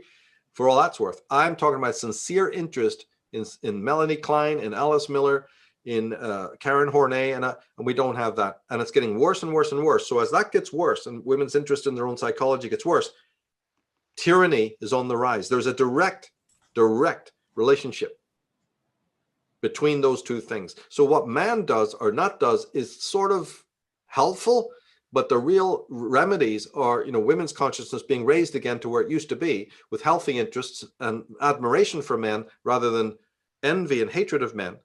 Which is what penis envy really is. If you really get down into it, they've tried to disfigure all of these Freudian things so that nobody will study it and they'll just immediately have a knee-jerk reaction. Oh, no. These psychologists were well onto a lot of things. Freud got a lot of things wrong, but he also got a lot of things right. And his descendants, Anna Freud would be another one, and his descendants, they restored and revived some of the areas where he was very weak or even completely wrong. They have already rectified it all, so there's no excuse. But then feminism came along, which then did its trick to sequester all of psychology under feminism, making it look like they are interested in that. But Camille Paglia and all will tell you, no, they're not.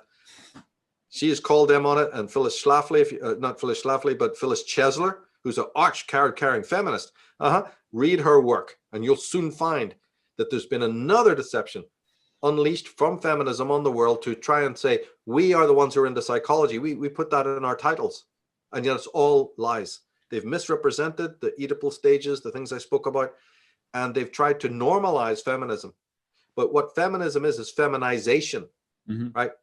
Yeah, and they've normalized feminization, and the whole world has fallen for it because reality is tough. You have to be a hero to face reality. You don't have to be a hero if you regress back into the lunar stages of the pleasure principle. And worse, there's even lower than that, and that's where we're heading. Yeah. So it's tragic. When you hear feminists talk about stuff like, when you hear a phrase like toxic masculinity, you know, what comes into your head when you hear something like that, these buzzwords? Yeah, people living in the word. It doesn't matter what word it is. Another counterpoint to what I've just said is living in the word. Capitalism, communism, community, toxic masculinity. It's just a word. Toxic masculinity refers to men who know what they're talking about when it comes to women. So women just react by saying, it's toxic masculine. Yeah, one who can see through all the bullshit that you're laced up with, all the cosmetics and everything a woman has been doing for decades upon decades upon decades, and doing it without a single qualm or any shame. $1 trillion business, you know, which involves the slaughter, the torture of animals in laboratories, and the slush that they put in these magazines. Who's fucking buying it? Somebody can sell you anything, but you don't have to be buying it. And then their daughters are growing up neurotic, bulimic, anorexic, suicidal, homicidal, and the mothers are not aware of it. Well, I'm fucking aware of it, and I'll call you out if nobody else does.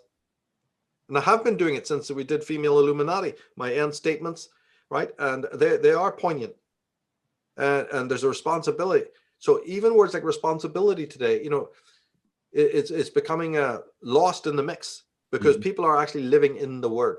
But if all you've got are words to attack us, then call me this, or call me a racist, or call me, you know, a conservative or a fascist. Keep on doing it, because the more you do it, the less and less and less the word ends up having power.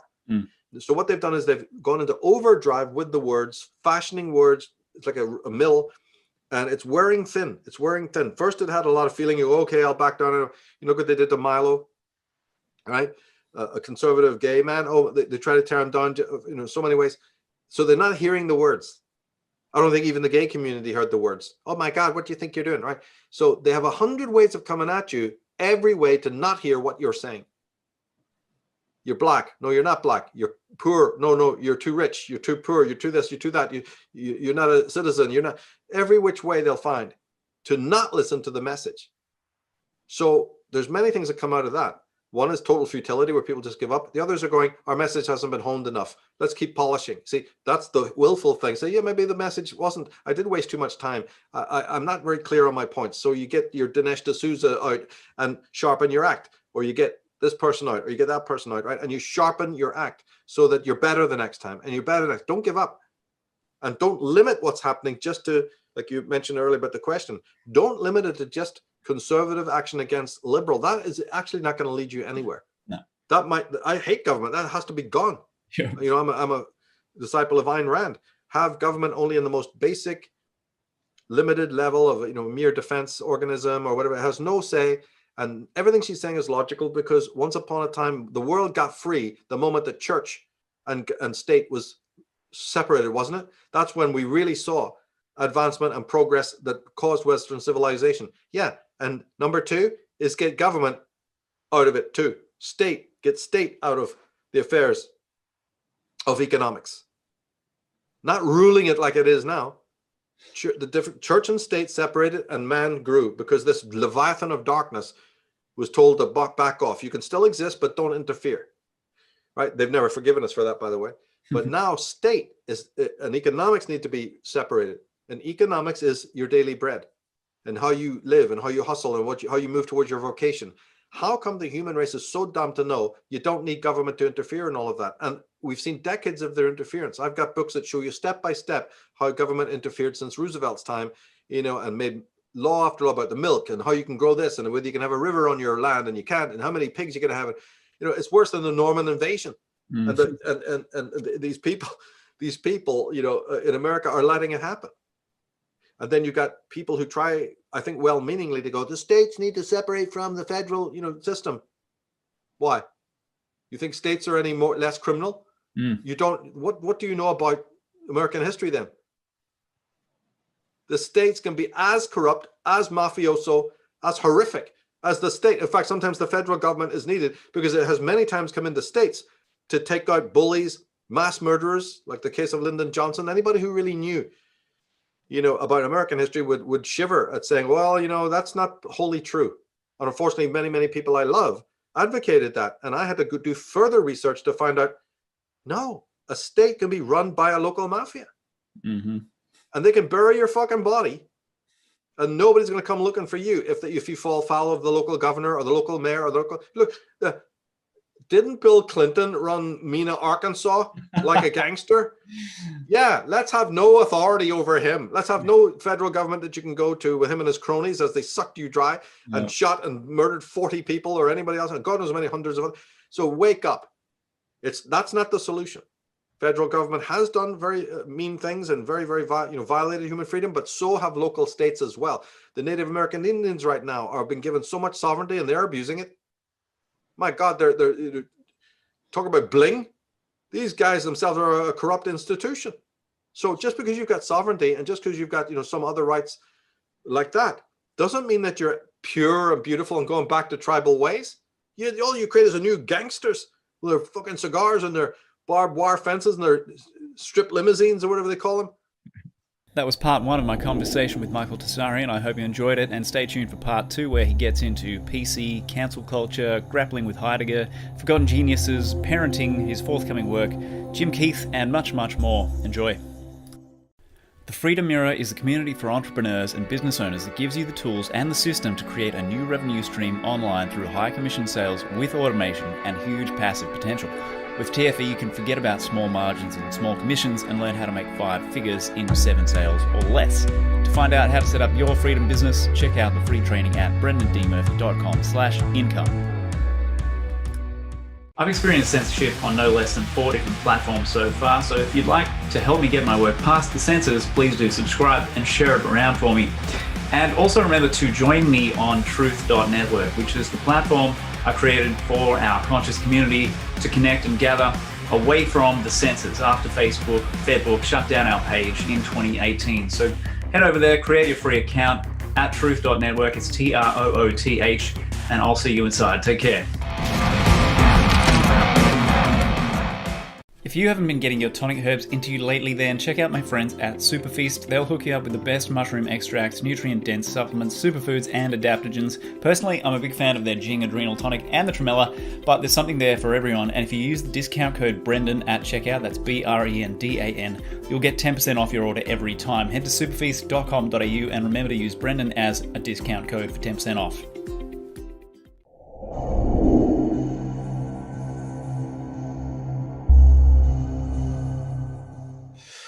There's something with like getting back to the whole, I'm just circling back around because we could go in heaps of directions, but with the culture and the PC, this liberal culture and politics, there's the political correctness, which is out of control, and we've got cancel culture and all this kind of stuff. And one of the things that's always irritated me, and it's become a really pronounced phenomenon in the last couple of years, and my partner has noticed it as well, and she has no time at all, no sympathy for modern feminists at all. She sees all through that bullshit. And we've both been really annoyed to see there's this culture of like shaming someone who doesn't say something politically correct. And what really annoys us is when that person who said something valid and who made a point and took a stand and said something valid and was right and accurate, and then they got shamed by the culture of, the PC culture and the shitstorm. And then they came back out and went, oh, I'm sorry, I apologize. And, they kowtow and they bowed. And that really annoys me. We've got to stop facilitating these lunatics. I'm afraid that's a sign of feminization and collectivism and the death of heroism. James Woods is good. There's some guys who won't do that, but yeah, you're quite right. Many others have come out and blabbed apologies, like some docile dunce. And that's a climb. See, then they're not lovers of knowledge, because wisdom and knowledge needs to be backed up and needs to be solid ground. And every time you push and they fall over, I'm afraid that's an affront to wisdom. That's an affront to the very thing that they were standing for in the first place. And you get it across the board, and you'll get it again and again and again. No, we are run by corrupt men almost all the way through the world. And even if you get one who's slightly less corrupt and, can lead in a certain positive direction, look what the crowd does. They literally unleash, just like Albert Pike's old statement, we will unleash the nihilists and the atheists. And that's what they did. And they unleashed it. Like I told you, in my private life, they unleashed, and I know who's behind it. And I know even all the reasons why my work was attacked, and more than anybody else's on the planet. And so I know that. And then you take it up to the next level, the next level, the next level. I saw it on the streets of Belfast in another context of how you get shouted down and how fear works. And, it's very, very difficult to deal with the phenomena of fear. When man was urbanized, already then this became a problem, because the man who's already in nature has a stalwartness and a heroism, because he's on the land. He has to fight the elements. He's got to plant things. He's got to get up at 4 a.m. and deal with the sick horses and the pigs, and that was a broad-shouldered sort of, masculine approach. And women did it too. Women were so needed on the farm, and the hard graft that they put in. So everybody was much more masculine. And, when we grew up in Ireland, your idea of your average New York guy was a guy who looked in your face and said, what's your fucking problem? Right. And spoke up and thought up and never got, watching the great film noir movies. The reality, I'm still in shock. Forget Americans being in shock of what's happened. I'm in fucking shock. We laughed and loved the fact news, Humphrey Bogart movies and all, where people just looked you in the eye and said exactly what they felt. That was refreshing to us. It's refreshing to any repressed culture. That's why we want to get out of where we were and come over to America. And straight up talk. And for a while you got that, but it's completely dead now. Nobody tells you anything. And then there's seeping microaggression. Instead of being honest and saying, hey, that hairstyle sucks. Now it's all PC and microaggression. So that's any healthier? Sure, where are all the psychologists who know that it's not healthy? When have you last heard one of them stand up and critique anything that's happened in the last 5 years? Where is their voices? Well, either the media doesn't want them on and doesn't interview them, but don't they have their own websites and don't they have their own podcasts? I can't find anyone who's critiqued anything that's happened, because they're all sagging liberals. They're all femmy people, and they're dockers and they're 50-year-old living in Seattle. I've watched them. I've seen them. I've shopped with these people. They've lost their balls, man. These fucking Andrew Jacksons would kick their ass to death if they were alive. Yeah. America is a land of patriots. Right? Supposedly. You want these? Yeah. Well, where's their pictures of Andrew Jackson now on their walls? And William Henry and all of these, great martyrs of the past. Well, they've lost it. And this is the creeping feminization. And it has the why it's hard is because, like we just discussed, it comes from multiple, I'm not going to go over it again, but there's political, physical, the family. There's many reasons to bring this about. Feminization doesn't come about just from one action. It's multiple actions, all happening together, but on the state level and on the most intimate level. Now, Ayn Rand covered most of those things. There are authors out there who covered most of it, not all, but covered more than you need to get the civilization going. So I have no respect for those people who have ignored these great thinkers. In her fiction, she was a bestseller of bestsellers. Right. She wrote philosophy books. How many have read them? So there's something, cognitive dissonance is a very accurate word. We're not living in the word when we speak that. That's not just a word just plucked from air. That actually means something, as does disreality, as does schizophrenia, and any words like pathology. They mean things, and that's what we're seeing: neurotic suffering as opposed to legitimate suffering. So I try to break it all down for people and try to move towards the work I'm more inspired to do, and talk to a wider audience that is also inspired, as opposed to being too narrow about it. And it's taken time to get there, but it's going well, and there's a good response to that work. Yeah, I mean, that's good to hear. What do you think the essence of? I mean, there's always, see, for me, like I think you and I probably could both probably say that we've had this dichotomy of well, there's this sort of shitstorm of society that we've got to talk about and acknowledge and kind of inject our point of view on it and like critique it and say, here's where we're going wrong, here's where we're off course.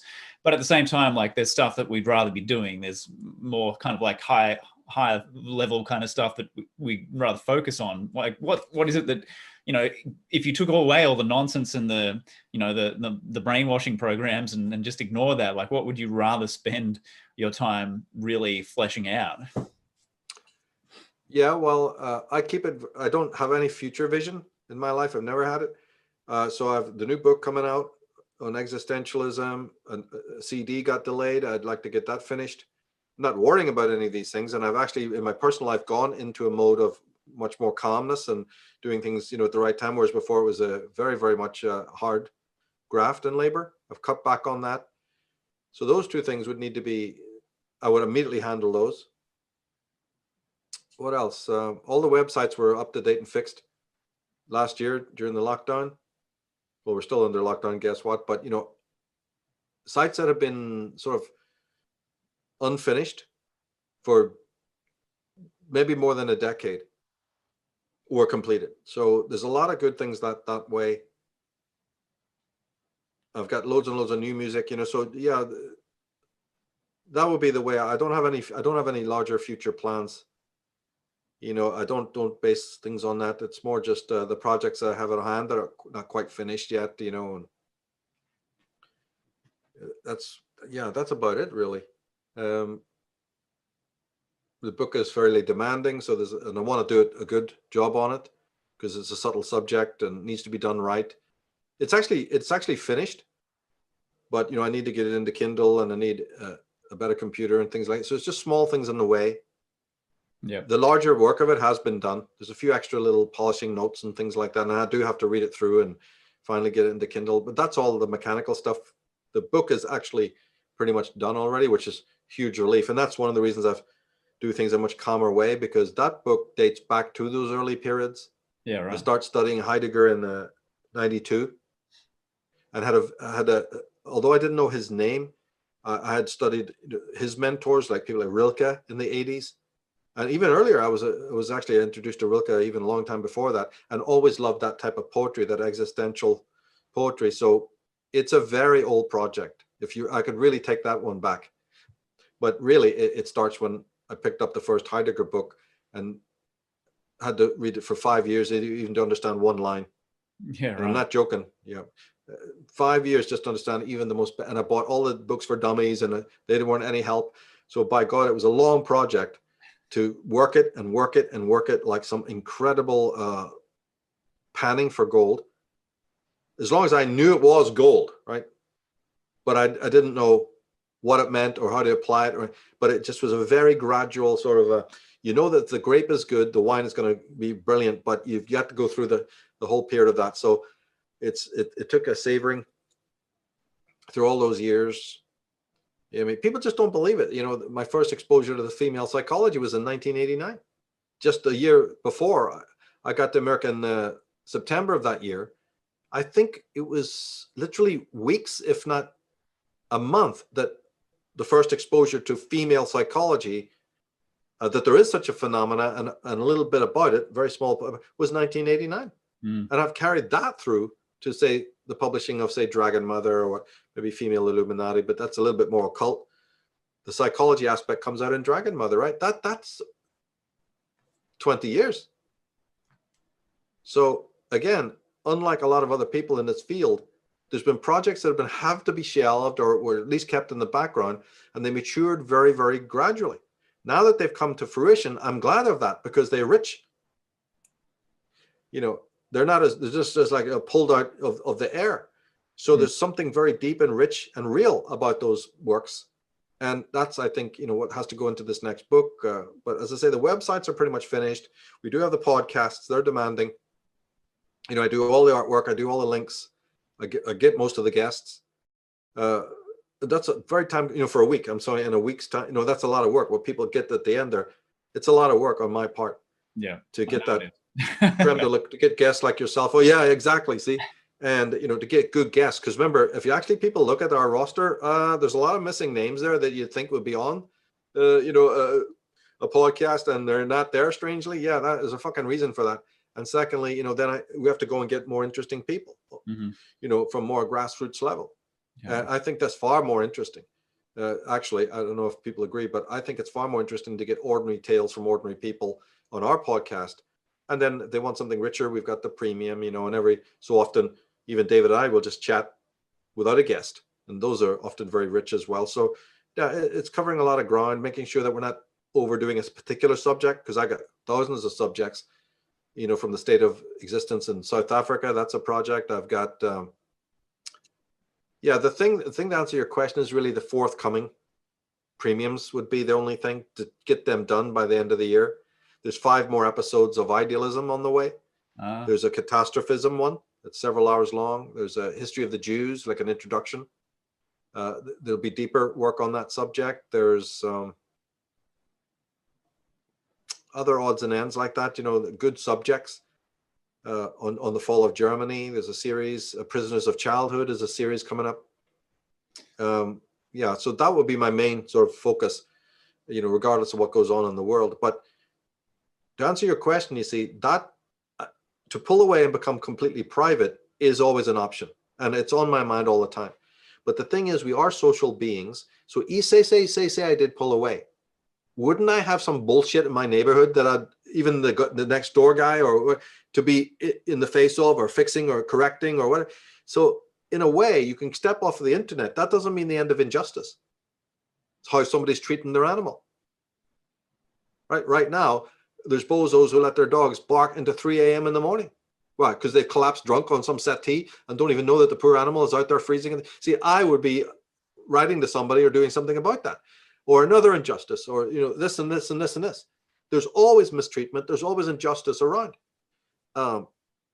So you got to say, right, I'm never going to be in that turret or that garret where I'm just living in my world. It's always an option to do that, but it's also an option to say I am still part of my community. I am still being heard by other people, and I have a responsibility as a social animal. And I'm a bit wary of pulling away from that, because I think that also leads to neurosis. Because I've been through periods like that, and I'm not 100% any to be completely hermetic. I don't think works. We've even had guests on, where I know that they're like that, and you can hear in their voices and some of their narration, they're losing it. We've actually had guests on, and I've listened to other podcasts where I can tell their feet aren't on the ground. Yeah, they live far too up in the caves, mate, and it's not good. You can't be puddle glum, this character that C.S. Lewis wrote about. I can understand all the reasons why you want to do that, recoil from life, recoil from relationships, recoil from walking the dog, but at the same time, the best people I've ever met are ordinary, everyday people who still take on the weight of the world and still hang with life and try to savor, do have barbecues and, are accessible. They're the wisest people I've ever met. They're the good people. And we have guests like that on as well, and something about them rings more true. So, I can't make a broad statement about it, but I feel it's just that much healthier to somewhat engage with the public, especially if it's in a way of bringing great mentors whose names would be forgotten. That's what motivates me the most. These Antonio Ludovicis or whoever it may be. I shiver that these works are buried. And that even Carl Jung is actually being forgotten. Can you believe it? His work is so poorly available. It's been disfigured a lot by people. Otto Rank is completely unheard of, let alone some of the other people I do work on. And I try to organize my premiums. We've done one on Otto Rank, and I have a new set of premiums, of it's a Forgotten Genius series. And we'll be bringing up names like Commons Beaumont in that, because that is actually what puts sweat on my hands. I'm a dread and fear. Sitting, oh my God, the wisdom that has enlightened me. Heidegger's world famous. He's never going to drift away. But there are other ones that, yes, their work has slipped through the cracks. L.A. Waddell, I can name many. Conor McDowry, Ignatius Donnelly, right? What the hell? Are you kidding? You're going to tell somebody, these authors out there, these piss pot authors out there with billion-dollar budgets, stealing their work. Or, taking their ideas and then putting their own fucking names on it. That alone makes me very angry and very worried, and I have to do something about it, whether anybody's listening at all. I try to do something about it by posting on Amazon, they won't let you post. So I'm thinking, oh my God, this is really bad. You say one word, they got friends in high places, right? So suddenly, a perfectly healthy critique, but it's because it's pointing in a certain direction. Suddenly the world isn't, even the internet won't let you post it. I don't stop. I get more mad. Now I want more people to know about it. So yeah, as long as you have that passion, other people will call it madness or anger. No, it's just simple passion. And in any other field, like classical music or something that hasn't got a message with it, everyone goes, yeah, I support that. That person should be supported. Yeah, well, how come the rule suddenly changed because now you're dealing with conspiratorial matters, you fuckers? Suddenly you change tune? In every other field, they're championing the so-called lost genius, or they want that person to get their say.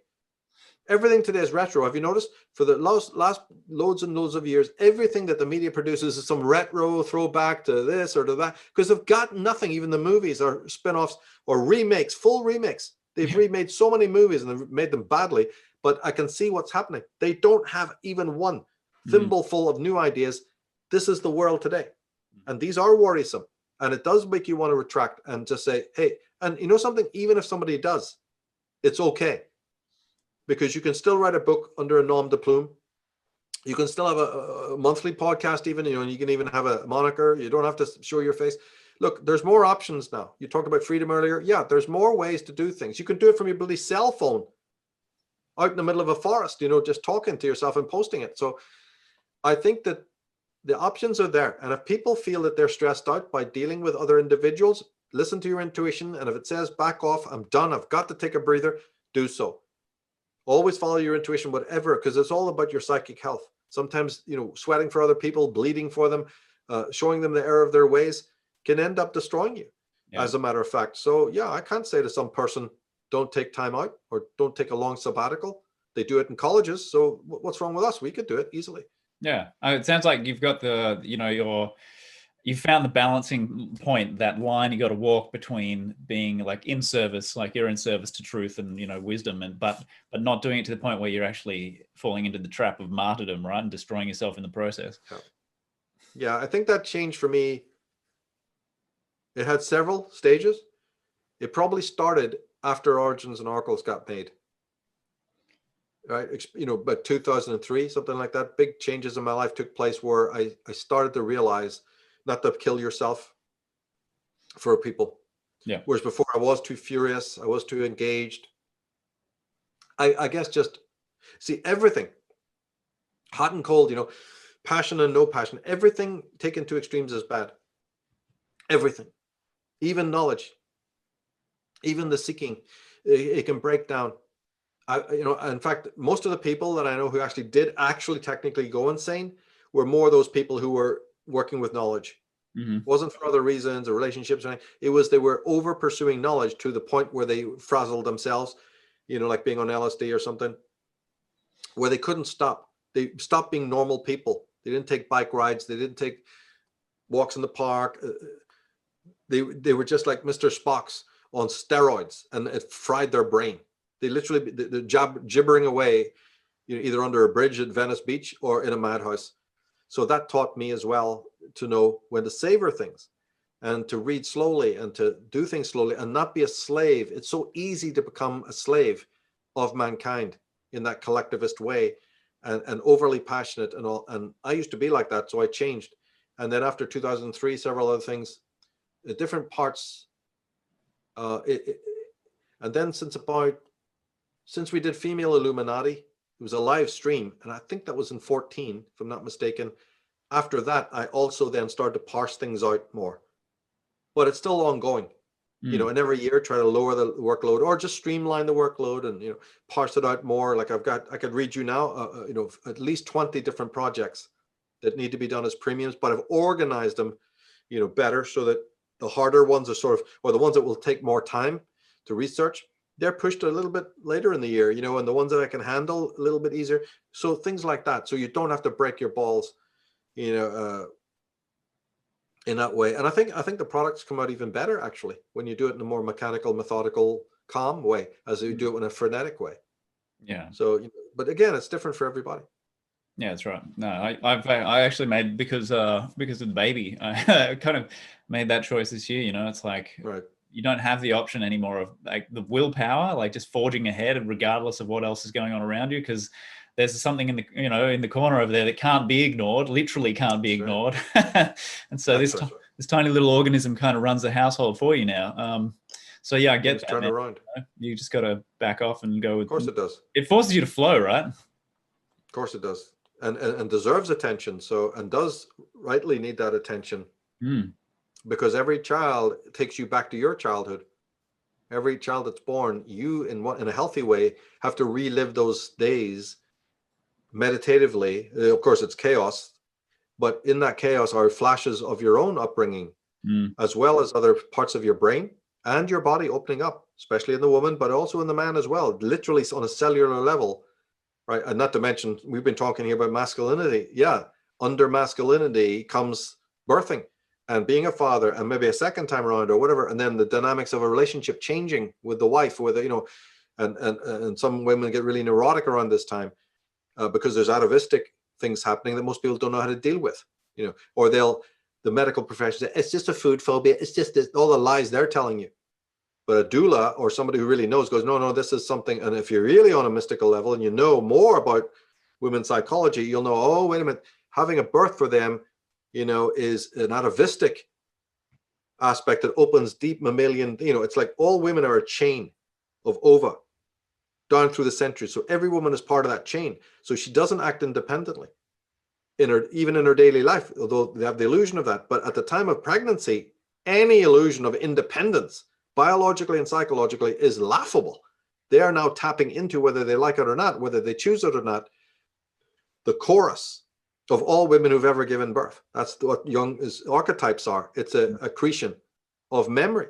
And the woman at that point is in this limbic, is in this sort of abscess where they're in the cradle of the great mother, so to speak.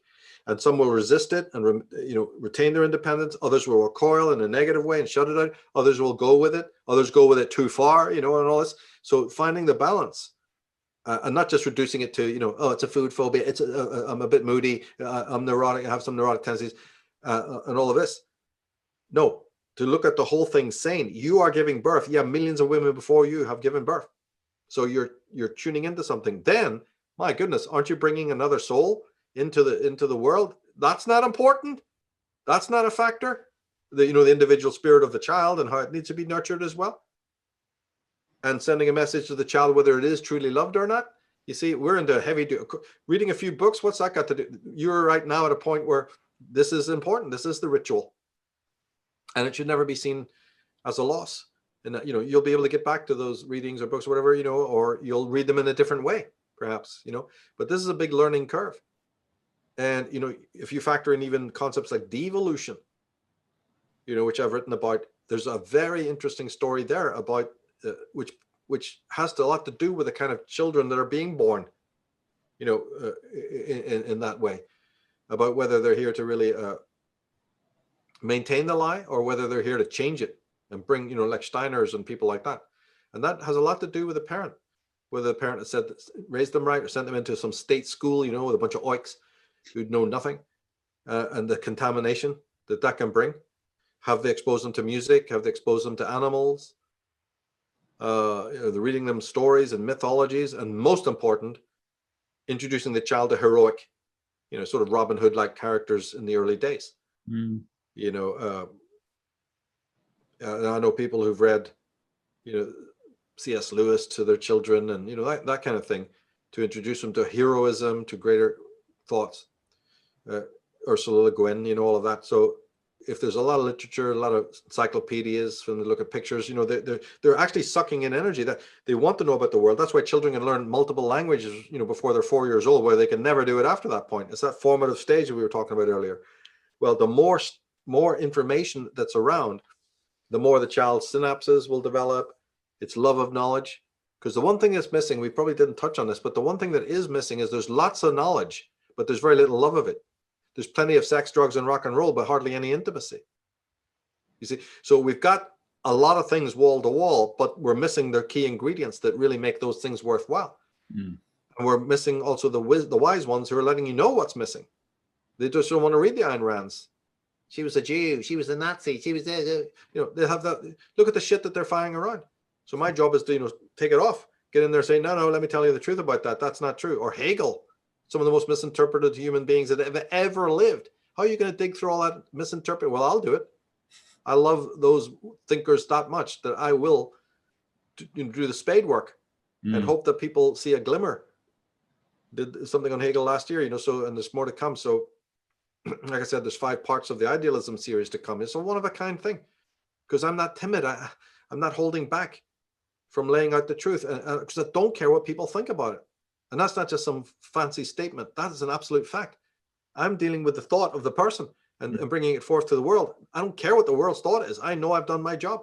Yeah. Doesn't matter to me whether they like it, don't like it, pay for it, or don't pay for it. Well, I love that. I come from a very, very similar place. So I get that spirit that drives it, it's service to truth. Truth is what ultimately the thing that, matters. Like you would be kept up at night if you delivered a distorted interpretation or you knowingly, bastardized the message to serve an agenda or whatever. You just have to get the accurate version, the truth about it. And that's the end in itself kind of thing. Yeah, why not? It's a standard you set for yourself. And if you make an inadvertent mistake, which happens a lot, then you do on the next podcast, clear it up. And you just remember like I made a slip there about, the Queen Helena being Constantine's wife. Actually, it's his mother. All right, so I'll make a note of that, or I'll put a link, or I'll try to correct in the next podcast, or at some point that, no, sorry, that was a mistake, a flub. Everybody makes those. And then you say, okay, I'm going to correct that just in case they thought, or maybe the person, like I put those links below routinely, click on the first link, there's the answer. And so I make it right as much as I can.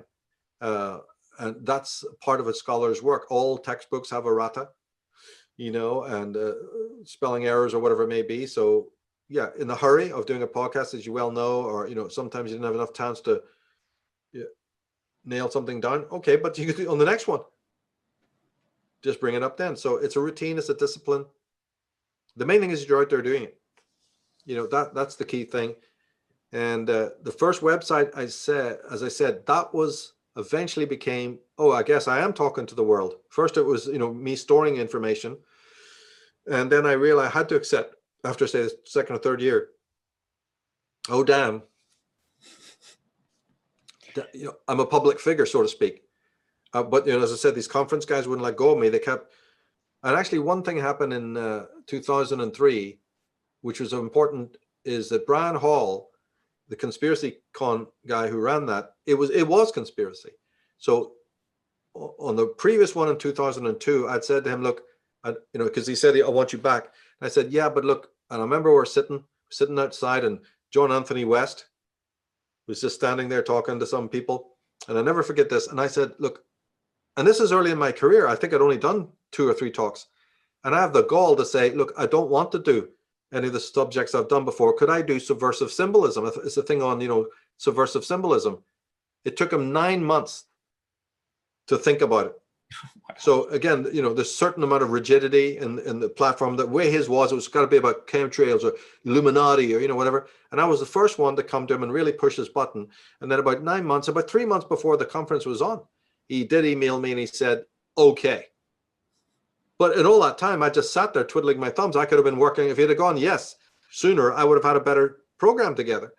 So he tells me yes, only at the very last minute. Now, granted, he did say yes, so I give him the stars for that. And yes, I did get up. And it was the first time ever that anyone had done it. And we did have slides. They were thrown together far too quickly for me, and I perfected it later for the DVDs, the Origins and Oracles. I got to do a much better job there. But that little thing, I think it's still up on the net. That was a talk that took things in a different direction. And the crowd loved it, as I knew they would, right? And all the other speakers loved it. Well, that's really refreshing because it wasn't, some of these guys to this day, 30 years later, are saying the same thing that they did when I joined. They haven't even, I won't name names, but by God, talk about stock record. I had changed it within 2 years. And I swore to these people that I can't do the same talk twice. And that talk was never done twice. And never, ever was a talk done twice. I have literally been varied. Now, so elements creep in. Yeah. But even then, it's embellished to the nth degree. Like you'll have 10, 20% of something I've said before, but there's a whole slop of, new things like age of manipulation. We took that in many different directions.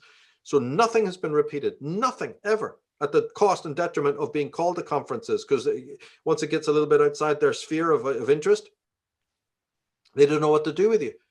The conferences themselves are limited. Yeah. And that's okay. That's what they want to be. That's how they were created. But for my message, don't you see? And then radio shows started becoming like that, because we're talking like we're doing. You get these hosts trying to immediately go, get like, I won't even mention names, but a lot of the original, and some of them were really, really mega shows, big shows. I won't go on. They've contacted me on numerous occasions, and I keep telling them, no, because, hit them back with some, and I know what they want me to talk about. Go back into this thing or go back into that, the old Atlantis thing or whatever. Jesus, don't you read what I've done? I've moved so far on, and you guys are thinking it was 10 years ago. So I'd rather go on podcasts like this, where we can talk in general about things right up to today. That is not actually the way it worked through all the podcasts I've done, and these different radio shows. Of course, the format was bad as well. You had really crappy audio. Some of my best talks were done yelling at the top of my voice down on dial-up or on a telephone into the next state. Now I can talk to you in Australia. I mean, I was waiting for those times, and I've been to Australia. We did a tour there in 2011, post-humanism, and that was prepared over a period of more like probably 7 months. So it came out really well, because at the time, you can't call a person to do a competent talk in front of the leading lights in the movement in 3 months. So I winged it, and they came out okay and everything. But as you say, there's a time and a place. 7 months was good. I was able to get a good presentation together and think of the thread and divide it into proper sections, and give something for everybody, newbies and people who are really seasoned, so they're not bored. And afterwards, I got people who came up to me really seasoned. They said, we love that. You didn't bore us. In Australia. And then you got the newbies, and they were brought in. There was really interesting stuff for them, just like we did Architects of Control. That was perfectly designed for have little parts which are really new to the thought, and a lot that was for absolute newbies. That was like you showing a mate, the first film on this subject. That's what we tried to do. And in that, there was a heavy dose of, which I always do, which is bring forth the greats. Jim Keith would be the number one. That was kind of dedicated to him. How many people have actually read? You want to understand today's world, and you haven't read Jim Keith? Oh dear. Oh dear, dear, dear, dear. This man is telling you about ELF waves. Yep. How they can stimulate your emotion from a fucking satellite. How they can, all that 2020 stuff. Inaudible sounds to get people irritated, to get them running at each other's throats, to stir thoughts in their mind, to put voices in their heads. Right? This man is the expert in that. Others have done it, but Jim Keith, Mass Control, right? So Architects was dedicated to the technology that if they want, you could literally be walking around zombified and you wouldn't even know it. The whole human race. They don't need H-bombs. They don't need smart bombs. They just push a button, and like it was one time in Japan when they had a crash, guys were getting up in the morning, putting on their suits and ties, getting their briefcases and going out saying, I'll see you later, love, and walking down to their businesses, these big corporate towers, and walking round and round in the lobby for 8 hours. They couldn't break the habit. Wow. Right? Walking around the streets with their briefcase, no jobs to go to, no desks to sit behind. It's an actual fact. This actually happened. They have a syndrome for it. And they're just walking around, going through the motions. There's no self there. And their lives have been so regimented. And Christ knows, that was a trauma state. Yeah. Jim Keith is telling you, somebody at the White House, the military intelligence, press a button and we'll be all the same, and we wouldn't even know it. And when I look at 2020, why does Jim Keith's face just keep popping up in my mind when I'm looking around? Because remember, there is a dose of such insanity in what happened in 2020 that it doesn't look like a natural, normal thing that people genuinely would do. No, it looks too weird for that. It looks just that bit more contrived, just that little bit more technological behind it. So we have no idea what the military are doing, and they can do it. They can blink out the internet. They can send us back into the Middle Ages in seconds. And I'm not the expert on that, but I love that work. And that program brought forth his knowledge. And another one will bring forth another man's knowledge. It's the only thing that keeps me going. I love it, man. I'm very aware that it's like 3:40 or something in the morning for you right now. Oh, don't worry about that. We can go a bit more.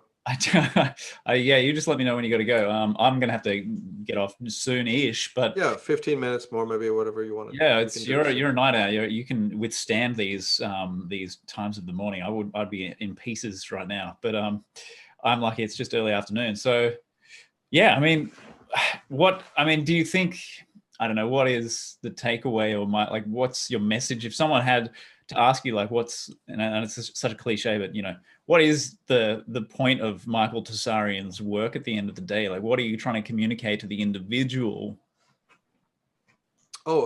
Exactly. We have touched on it, and that is to lead them to the great thinkers. Right? And that's not to say that my work doesn't have loads and loads of my own raw thought. It does. I mean, that's just clear. And only very ungenerous people, oh, he just cuts and pastes from other people's books. If I was able to have the time to read as many books as he would, I'd be the same. That's very ungenerous, because it's loaded with my own thought, and it's loaded with my interpretation. People have had a shocker. Ayn Rand this and that. Then they go and read the books I recommend and find nothing there that they thought. Yeah, because I have processed it through my consciousness, and the way it comes out in a presentation or a slideshow is with bad mixture of my own thought. And that's why they're shocked when they go and read a lot of these other people and don't find it iterated the way that say I'm mentioning. But at the same time, that is the answer to the question. There is no motive holding me on here. There couldn't be. Right? There's absolutely nothing to recommend me continuing doing this work, especially now that there's a glut. And before there was this, or before there was that, or there was blowback. So at every stage that I'm at, there's always mega reasons to stop. Always. They're looming, they're very palpable, right? And all of that. But the only thing that I create these platforms for, and very deliberately when they were created, and I've proved it all along, is that to get people up to these Jim Keiths, and men like that, your Antonio Ludovicis, these Velikovskis, all of these people I mentioned over and over again, and try to liberally put them into the premiums. And if people go, hey, like our latest guest, Caleb, he dived deeply into Commons Bowman, and it's changed his life. He's off on research I couldn't even fathom, where he's going with that. And that's it. That's what I wanted. And there's people that you can drop an atom bomb beside them and the candle is still unlit. Oh yeah. No matter how many years you spent with somebody, nothing has inspired them to do that. However, there's some voice out there, some person out there who listens once and their life has changed. Who's that Ayn Rand? Who's that Nathaniel Branden? I found a little book on that guy. I'm going to read it, or saw something online. That does look intriguing. And I do get a lot of hits telling me, Michael, what book should I start with? Or where should I go? And I got 4 libraries on my websites, and I have them. I send those to people. So I'm not going to tell you what book to read, but I'll give you these libraries. All my sites have these libraries. Pick one that looks good to you. The title. Just order one and buy one that looks like it's interesting to you, and start there. There's no starting place per se. There's just glance at the lists on any of these 4 websites. Germanophobia.net has a good list, and all of them have good lists. Start there. Or come and check out the podcast and premiums, because I am referring to these people over and over again. And it may be somebody like Dr. Robert Mendelsohn, with this whole thing of a malpractice. Because the medical profession is one of the greatest evils that we could ever imagine. They're literally murder incorporated. They're killing people who have cancer. They're telling people who don't have cancer that they have it, and then plugging them full of drugs. Telling destroying people families who don't have that they've got. Yeah, and that's natural to them. They don't know any other way. Yeah. But that takes research. You just can't get into their faces, with no research. That'll only make you suffer. They'll get back at you. So you have to do it in a more subtle, clever way to spread the message. So that man is important. And there's others as well. I can't think outside that. Half the list I've got of those, podcast remain premiums is basically at some point introducing somebody to another great thinker. It's sort of built around that. And I think the members know enough about me now to know that that's the motive. Yeah. That's the motive. And hopefully they should do it too, because if they do it and find a person I've never heard of, like a great writer they think is good, they might be able to then, promote that writer as well. But I'm kind of a little bit limited, because there's a lot of writers out there who may have not be, they may be false, and there are. So I try to go to the names that I know are really, really strong. You've obviously spent many, many years doing that. You've got a vast, very broad and pretty deep knowledge across many subjects that are, psychology and religion and mythology and all this sort of stuff. So it's been, how many years have you kind of been, since you've had that point where you started, how long would you say you've been going for? Probably since in earnest about the 89-90 period. Because one thing about getting to America is you have the bookstores in front of you. So I was able to make good use of them. In Ireland, if you walked into a bookstore, this is in Belfast, and asked for a book by, say, Madame Blavatsky, several things would happen. One, you get dirty looks like you could. This is a Protestant, right? So narrow. Yeah. Yeah. You look up the word narrow and you can see a picture of fucking Protestant bookstore owner in Belfast. And secondly, he goes, all right then. And he'd be looking at it, he writes it down. I will have to order that one. You know, I walk out and I look through the glass. He's chucked it in the trash. Yeah. You can't phone back. You can't say, did you order my book? It's over. It's over. They'll get really mean and rude. And this is all over the place.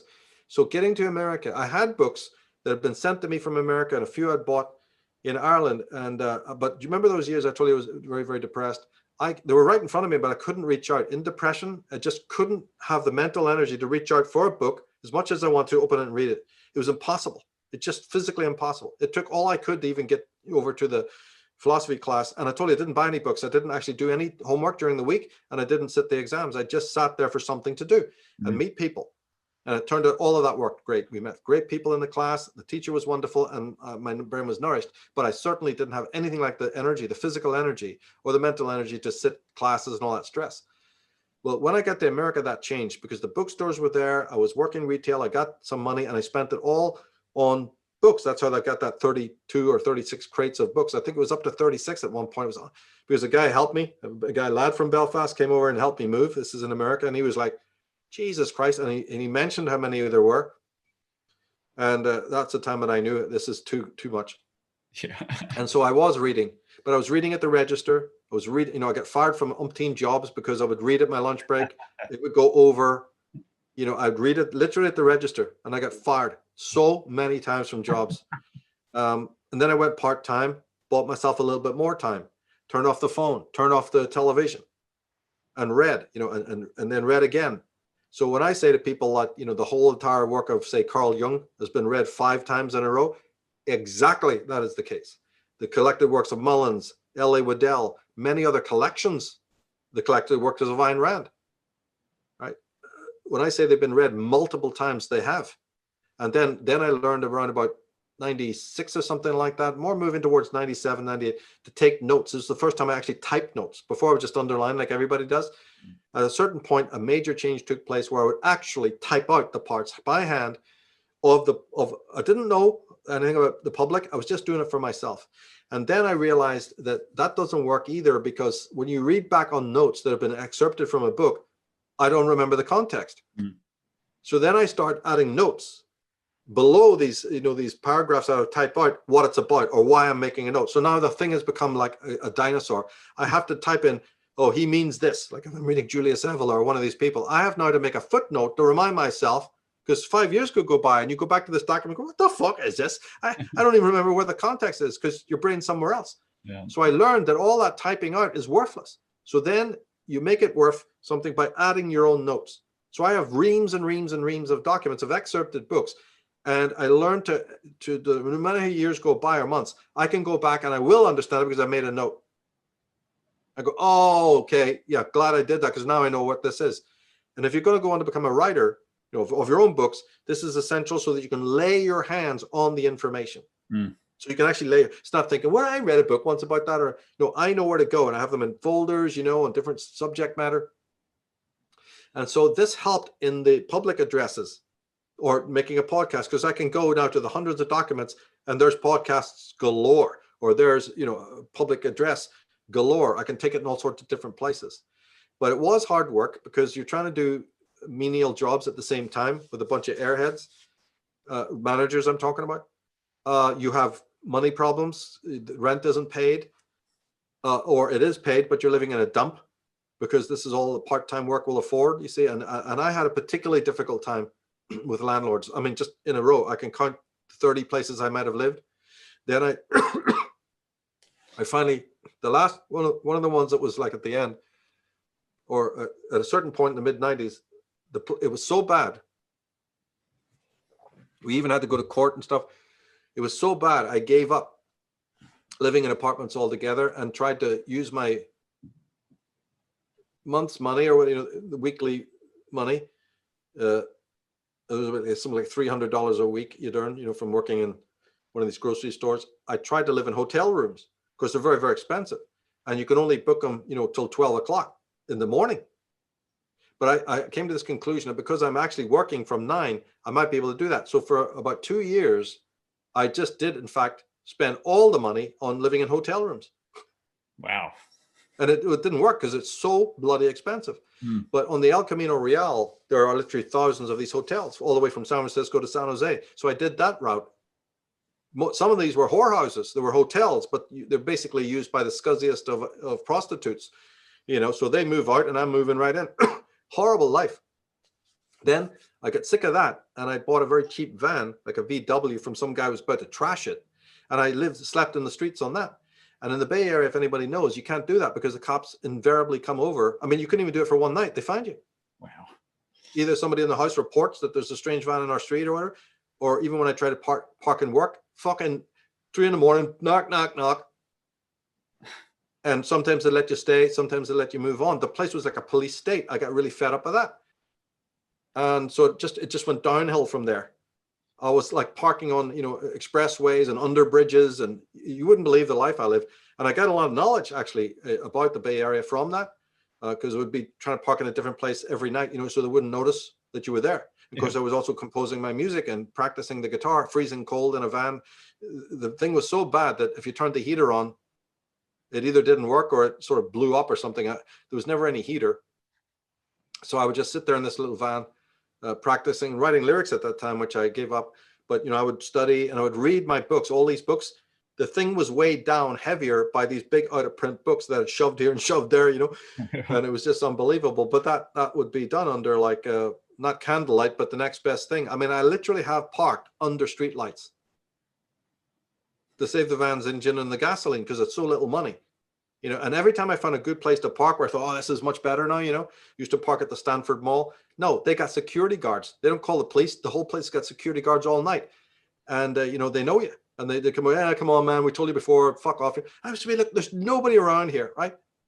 But it's near the Stanford Hospital. It's near the kids' hospital, the Ronald McDonald place. So it's full of trees and there's nobody around. Why are you moving me on? Well, no, that's like a derelict. You know, it's like, you're as good. It's just, I'm not. I've got a license. I'm in a van. I'm just parked here. Just imagine that I'm here. Yeah. Like, you know, parked. I'm actually studying all night. No. We're going to have to call the police if you don't move on. So I would drive up and down El Camino Real in the middle of the night with nowhere to go. Year after year after year. How long were you living like that? Years. I had other problems too that, you know, the parking issue was a problem. And I even had relatives that wouldn't allow me even into the house to take a shower in the morning or make myself a hot cup of coffee. So you don't want to know the story. One day, you know, maybe it was pretty bad, even on a domestic front. Yeah. Every problem that could happen did happen. And I had some amazing adventures as well. Then I started doing taxi and that was crazy. It's a very dangerous job. Other than police, the second most dangerous job in the Bay Area is driving a cab. And so that was an adventure. And I picked up all sorts of everything from murderers, you know, the whole A to Z. I picked up Illuminati people that didn't even try to hide it. Wow. I picked up people who were so evil. These are people flying into the Bay Area, and then I would drive them to these bizarre, you know, Silicon Valley locations, and would need 3 days sleep after driving one of these guys around. So I had a wide experience. I picked up heavy-duty Microsoft people, lovely people, great people, enlightened people, evil people, soulless people. You know, so I had another experience there. And the cab driver, the owner of one of the cabs companies I worked for, liked me, liked the driving, and he gave me a 24-hour cab, which was you know, like a privilege. Only after a week or two, he trusted me. He knew I was honest. And he gave me a 24-hour cab. So not having a good car or van, I could use the cab on my days off. So I would be able then, and they were approved. They said, just call in and tell us you're, you know, private today, or, you know, you're not signing in, and you can use the cab. So I used that cab to go to all the bookstores. You see, you know, I kind of used it as much as I could to get to these Psychic Eye bookstores and bolt up to San Francisco, you know, with a lot of, in Berkeley, excuse me. In Berkeley, there's some good bookstores, you know, really old, famous ones, just to find these rare works. And many times I would have to sleep in the cab, you know, because there was no apartment, there was no hotel. And that went on for so 95, 96, 97. until my health completely broke down, because in these cabs, they don't have any heater. They're such a cheapskate job to work at. They had no heaters. So in the winter, there was no heater. You had to keep the car on, on. And if you keep the engine on for hours and hours and hours when you're sitting waiting for a call, it pickles your organs. And it's like, I'm exaggerating, but you're shaking. And it literally will pickle your organs, everything, the electromagnetism. And in the summer, they have no cooler. They're not air conditioned. So in heat in the Bay Area, that would literally, your skin would turn black. The sweat itself would turn black, and you're picking up customers and there's no heater. You had to go and buy these little fans, the ones that whirly fans, and hope that would cool you down in like 100 in the shade. And I remember sitting reading books, and to this day I can pull out books from my collection, particularly the works of Gerald Massey, and show you stains on the books of sweat and blood and French fries and ketchup. Those books, if you look at them, they're like a history of where I was, and what state I was in while I sweat bullets trying to read his books, coming off your brow, or going into a little cafe or whatever. And there was all sorts of problems. And the little diners that did exist, where you could spend all night, and the waitresses knew who you were. They saw your cab and they let you stay there, and they bring your coffee, and you could stay there for all day and night, and they didn't care. They closed. So in the Bay Area, I was at the time when diners that had been there for the best part of 50 years were regularly closing. And all the taxi cab guys, worried about it. And we just had a wave of it in the Bay Area, where all these great places, that old mom and pop places, and Cairns and other places were closing, because they couldn't afford the rent. These franchises, these ugly places were opening, and this whole sanitization, the strip mall. So any place with character that we all used to go, and we loved it. And I have had an education of a lifetime through the 90s, reading in some of these wonderful little mom and pop places open 24 hours. And the waitresses know you. Oh, what are you reading today? Or I think I heard a call on your cab, okay, girl, it was before cell phones, and you'd run out and go on a little ride, come back, they'd feed you again, you just sit there quietly, peacefully, having a coffee and reading. And I read the world's literature. So my education is courtesy of the Bay Area, these little diners and places like that. And one by one, they all closed till there was nothing left but these pompous ass, modernized, do you want a spritzer with that? Just fuck off, fuck the fuck off. And when I got to Melbourne, I must say, when I got to Melbourne, some of the streets there, names of, I can't remember, but I suddenly had a throwback going, this is like the Bay Area once upon a time, these bohemian places that exist up there in Melbourne. And of course they have a few in Sydney as well. And it was like a throwback going, this is the way it should be. These places are open late at night and everybody's having a party. And I had such a throwback in Melbourne, really liked it there. And the Bay Area just got too expensive, both for rents and for this ambiance, and we had nowhere to go. So, I was just going to talk about the illness because of the cab, because of this extreme environment of the extreme heat and the extreme cold. My health broke down, and I had to get out of that job. And then I did go back doing retail, temporarily, until friends of mine just coaxed me to do readings for people. They said, "You've got all this knowledge. What is it that's stopping you?" And I had this extreme hatred of anything to do with the New Age movement and the people that I knew, because I found them all to be false, with the exception of maybe Paul Solomon, the great teacher. Everybody else I came into contact with, and this is a very wide group. This involves a lot of gurus and all sorts of different paths and multitude of different people.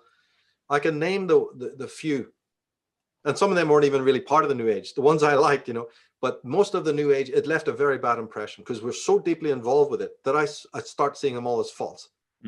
And so I ruined my health and ruined my life at that time by not earlier committing to doing readings and charts, but by 98, more about 97 maybe. I tell you what happened. It's actually a brother of mine who is a younger one. He had bought his own little collection of tarot books. He's like a Slayer fan, real Megadeth head, but he had bought some esoteric books and he was very interested in it. And his green card thing ran out, or his stay, some sort of, his visa, and nothing could be done about it. And he had to leave and he had to come back to Belfast. He sadly got murdered in 2012, but we lost him. So, but he had left, as he was leaving, he said, I guess you have to, can you take my books? And I looked at them, they were all on esoteric subjects. And I went, fuck yeah, I'll devour these. And so in 1998, I start reading because I missed him. So out of that, I would carry the books around in the cab or whatever, in my van or whatever. And I would actually read them. And a strange thing happened that one of the books that he had inspired my entire Taroscope's website and everything I've done since, because it was so full of bullshit. He had this tarot book, and the guy had written, he's obviously and it irritated me that he didn't even know basic Golden Dawn correspondences or whatever. So I got it. It was at work, and I was technically the manager of this place. So I got this pad, and I start writing down methodically what would later become the Taroscope's website, of all the corrections to this guy's bogus stuff. And I'd done stuff like this in the past, but never as heavy as this. This really got me deeply interested. And then these tables of correspondences that I had made, when I look back at them, I went, oh my God, they're right, this works. And then I did thousands of people's charts to prove the system. I still have books today with all the celebrities, all their dates of birth in there, and a lot of people I knew. And I couldn't believe it would become the Taroscope system, that this system I had invented was correct. It was good for me. It was, everybody else went, oh my God, how do you know that about me? All right, but it was a different system than they had been used to. So I stuck with that. I didn't cave in and went, oh, well, I guess, no, I stuck with it and followed it through and did the classes, did the readings, and then built the website. And so from, this kid's, that sad day when he left the country. Might never see him again, or not for many, many years. And he was the only one I had camaraderie with. I didn't care about any of my other family. They were all bastards. So he was the only one I had the camaraderie with. And the rug was pulled from him. They sabotaged him. And the poor bugger had to come back to the streets of Belfast. And he was beaten up on several occasions by paramilitaries. I mean, really badly beat, the bats with the nails in it and all that kind of thing, and jumping out of 3-story windows and all the hell that he had to go through. And then finally, somebody murdered him. So that was the end of that. But I would look at that as being fated, that he left that little collection of books, and toddled off. And it was just like one of the most heartbreaking fucking years. And I looked at his chart. I didn't even really tell him, but I looked at his chart that year he left, and it was so fucking bad, man. It was so bad that I couldn't even tell him. I kind of wrote him letters later saying, be careful. I tried to put it in whatever words I could and give him a lot of suggestions about not hanging out in town and all. And of course he didn't listen, and it just got worse and worse and worse and worse. But he left me that collection, and that's what got my, goat. And I remember, how can he not see that Venus doesn't go with that and doesn't go with this? So I start doing what would later, very shortly after, become the theme of the Taroscope system. And then I went to a lecture, met a web designer there who liked me, and he said, hey, I design websites for people. Would you like to join or whatever? He goes, yeah. And he set up a personal meeting with me. And he said later that I was the only one. It was just 2-3 days later. And I had a whole design, like pages and pages of a design of a website. And it was perfect. And he said, you're the only one. He says, he was from the Bay Area. He had lived there for years.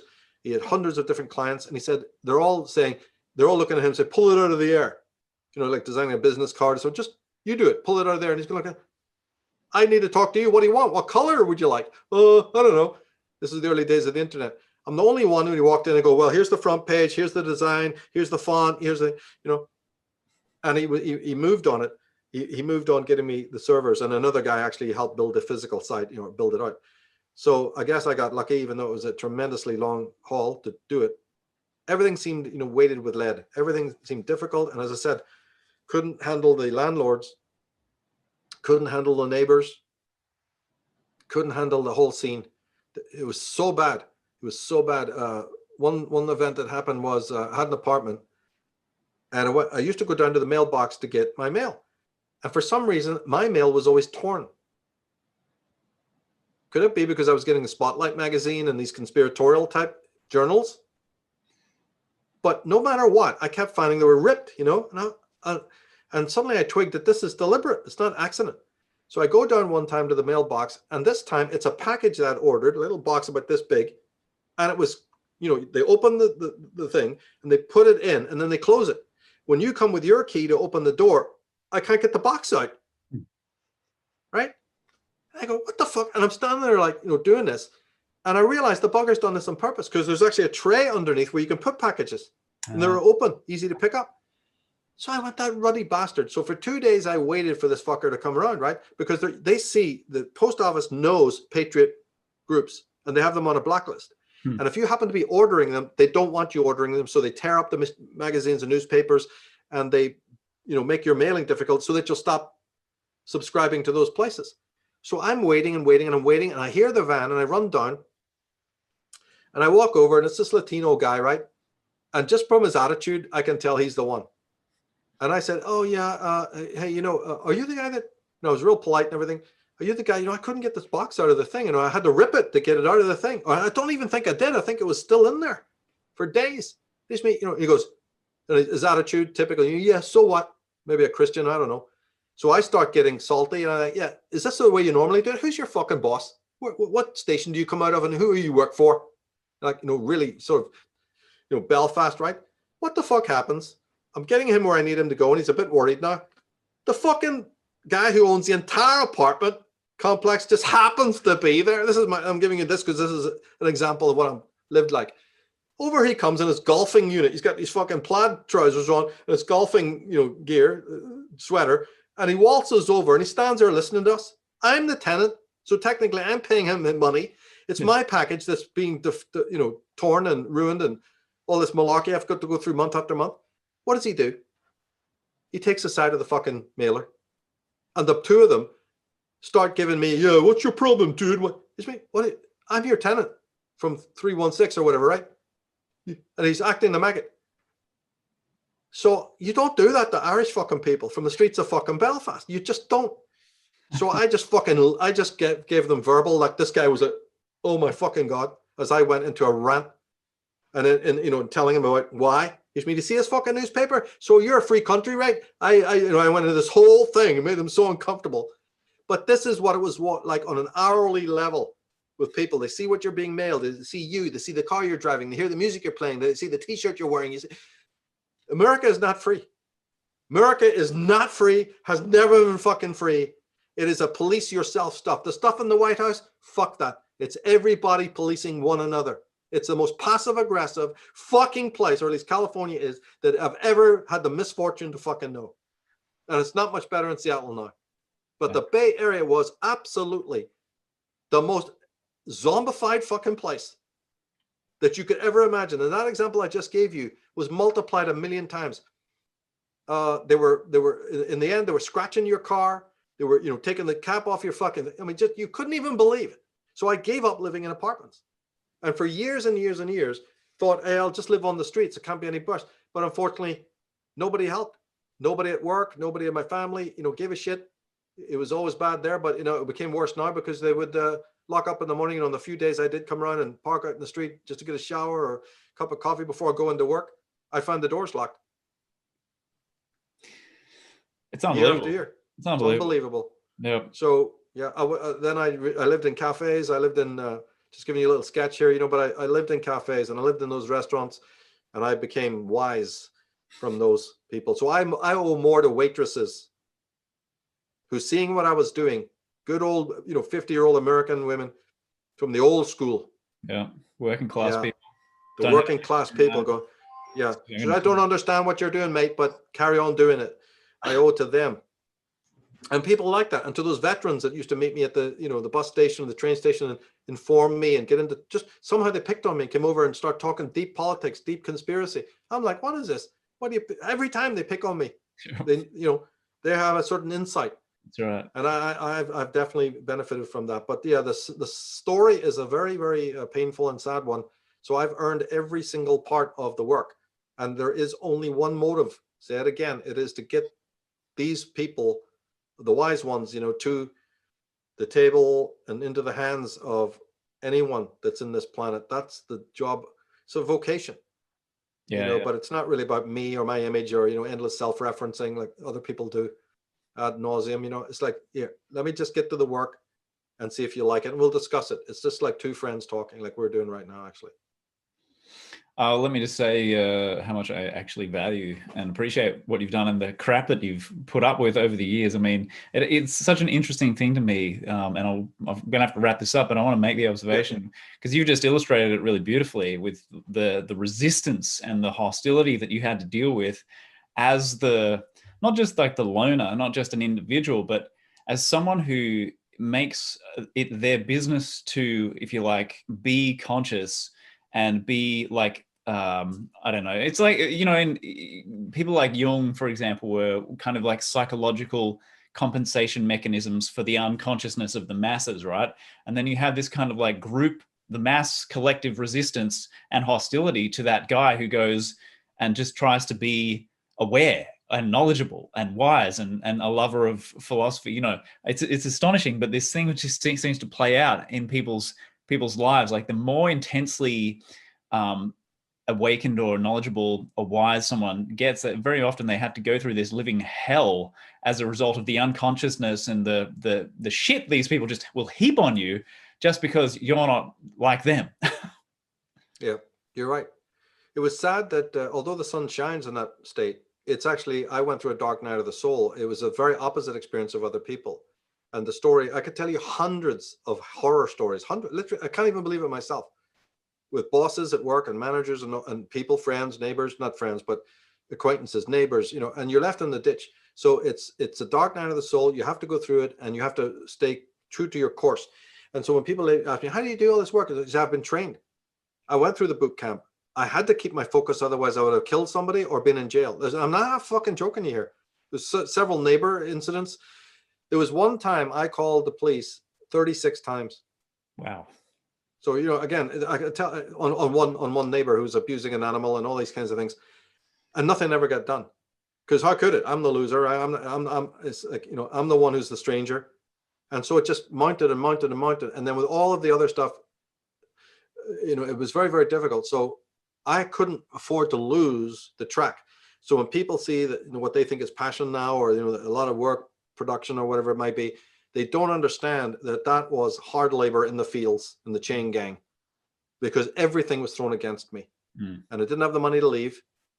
That had already happened in years prior when things like that happened. This time I was trapped, and then one thing leads to another, and then you're involved with people and you can't get away. You see, so none of it was really willed. It's a really strange journey. It's really strange, but the payoff was the knowledge, and then the idea that I have a vocation. These are great names. And we've only mentioned a few of them. There's so many in that list that even people still don't know, and I'm going to try and bring their work forward. It's great we're doing the philosophy and the psychology, but there's a lot of other little names in there that people don't know about, and they really should. And it's very helpful because the past is the repository of truth. Every problem we have right now is solvable way so by just dipping briefly into the great works of the people in the past, and that involves many, many different people. So I'm making websites on specific individuals, and putting them on other websites that I've got, and so that's what it's all about.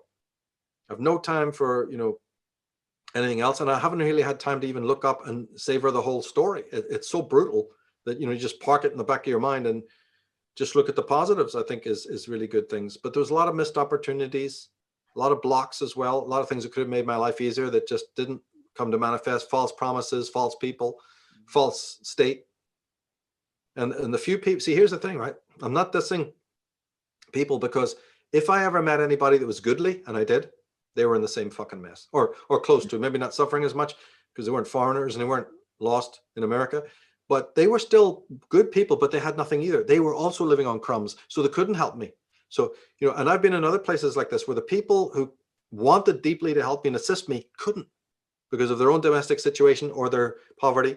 And anybody that could have helped me, who had the tune of millions and were family, friends and all, didn't, because as soon as they saw the content or the trajectory of what I was going, they just fucking exited.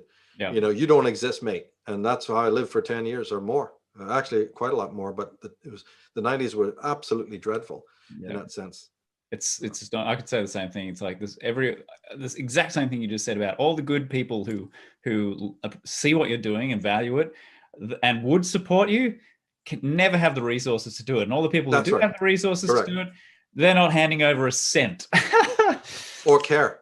They don't care. No, that's right, mate. Unfortunately, I have to cut this off because I got to go, man. Yeah. But I really No, that's appreciate you taking the time to talk to me, especially at the late hour that you're in, man. And let's do this again sometime and pick a topic Sure. and just take a deep dive into it. But thank you. And Oh, yeah. just quickly, where will people find you and your work?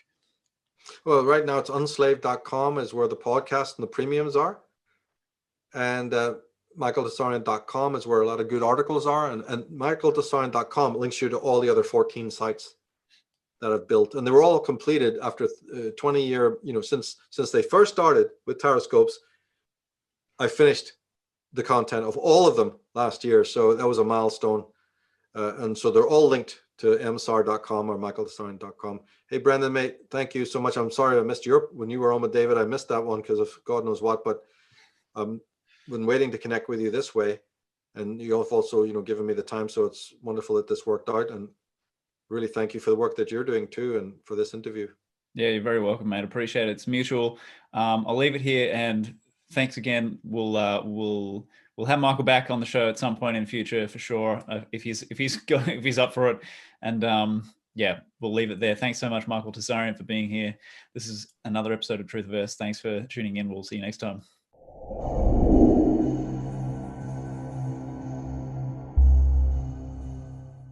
The Freedom Mirror is a community for entrepreneurs and business owners that gives you the tools and the system to create a new revenue stream online through high commission sales with automation and huge passive potential. With TFE, you can forget about small margins and small commissions and learn how to make 5 figures in 7 sales or less. To find out how to set up your freedom business, check out the free training at brendandmurphy.com/income. I've experienced censorship on no less than 4 different platforms so far, so if you'd like to help me get my work past the censors, please do subscribe and share it around for me.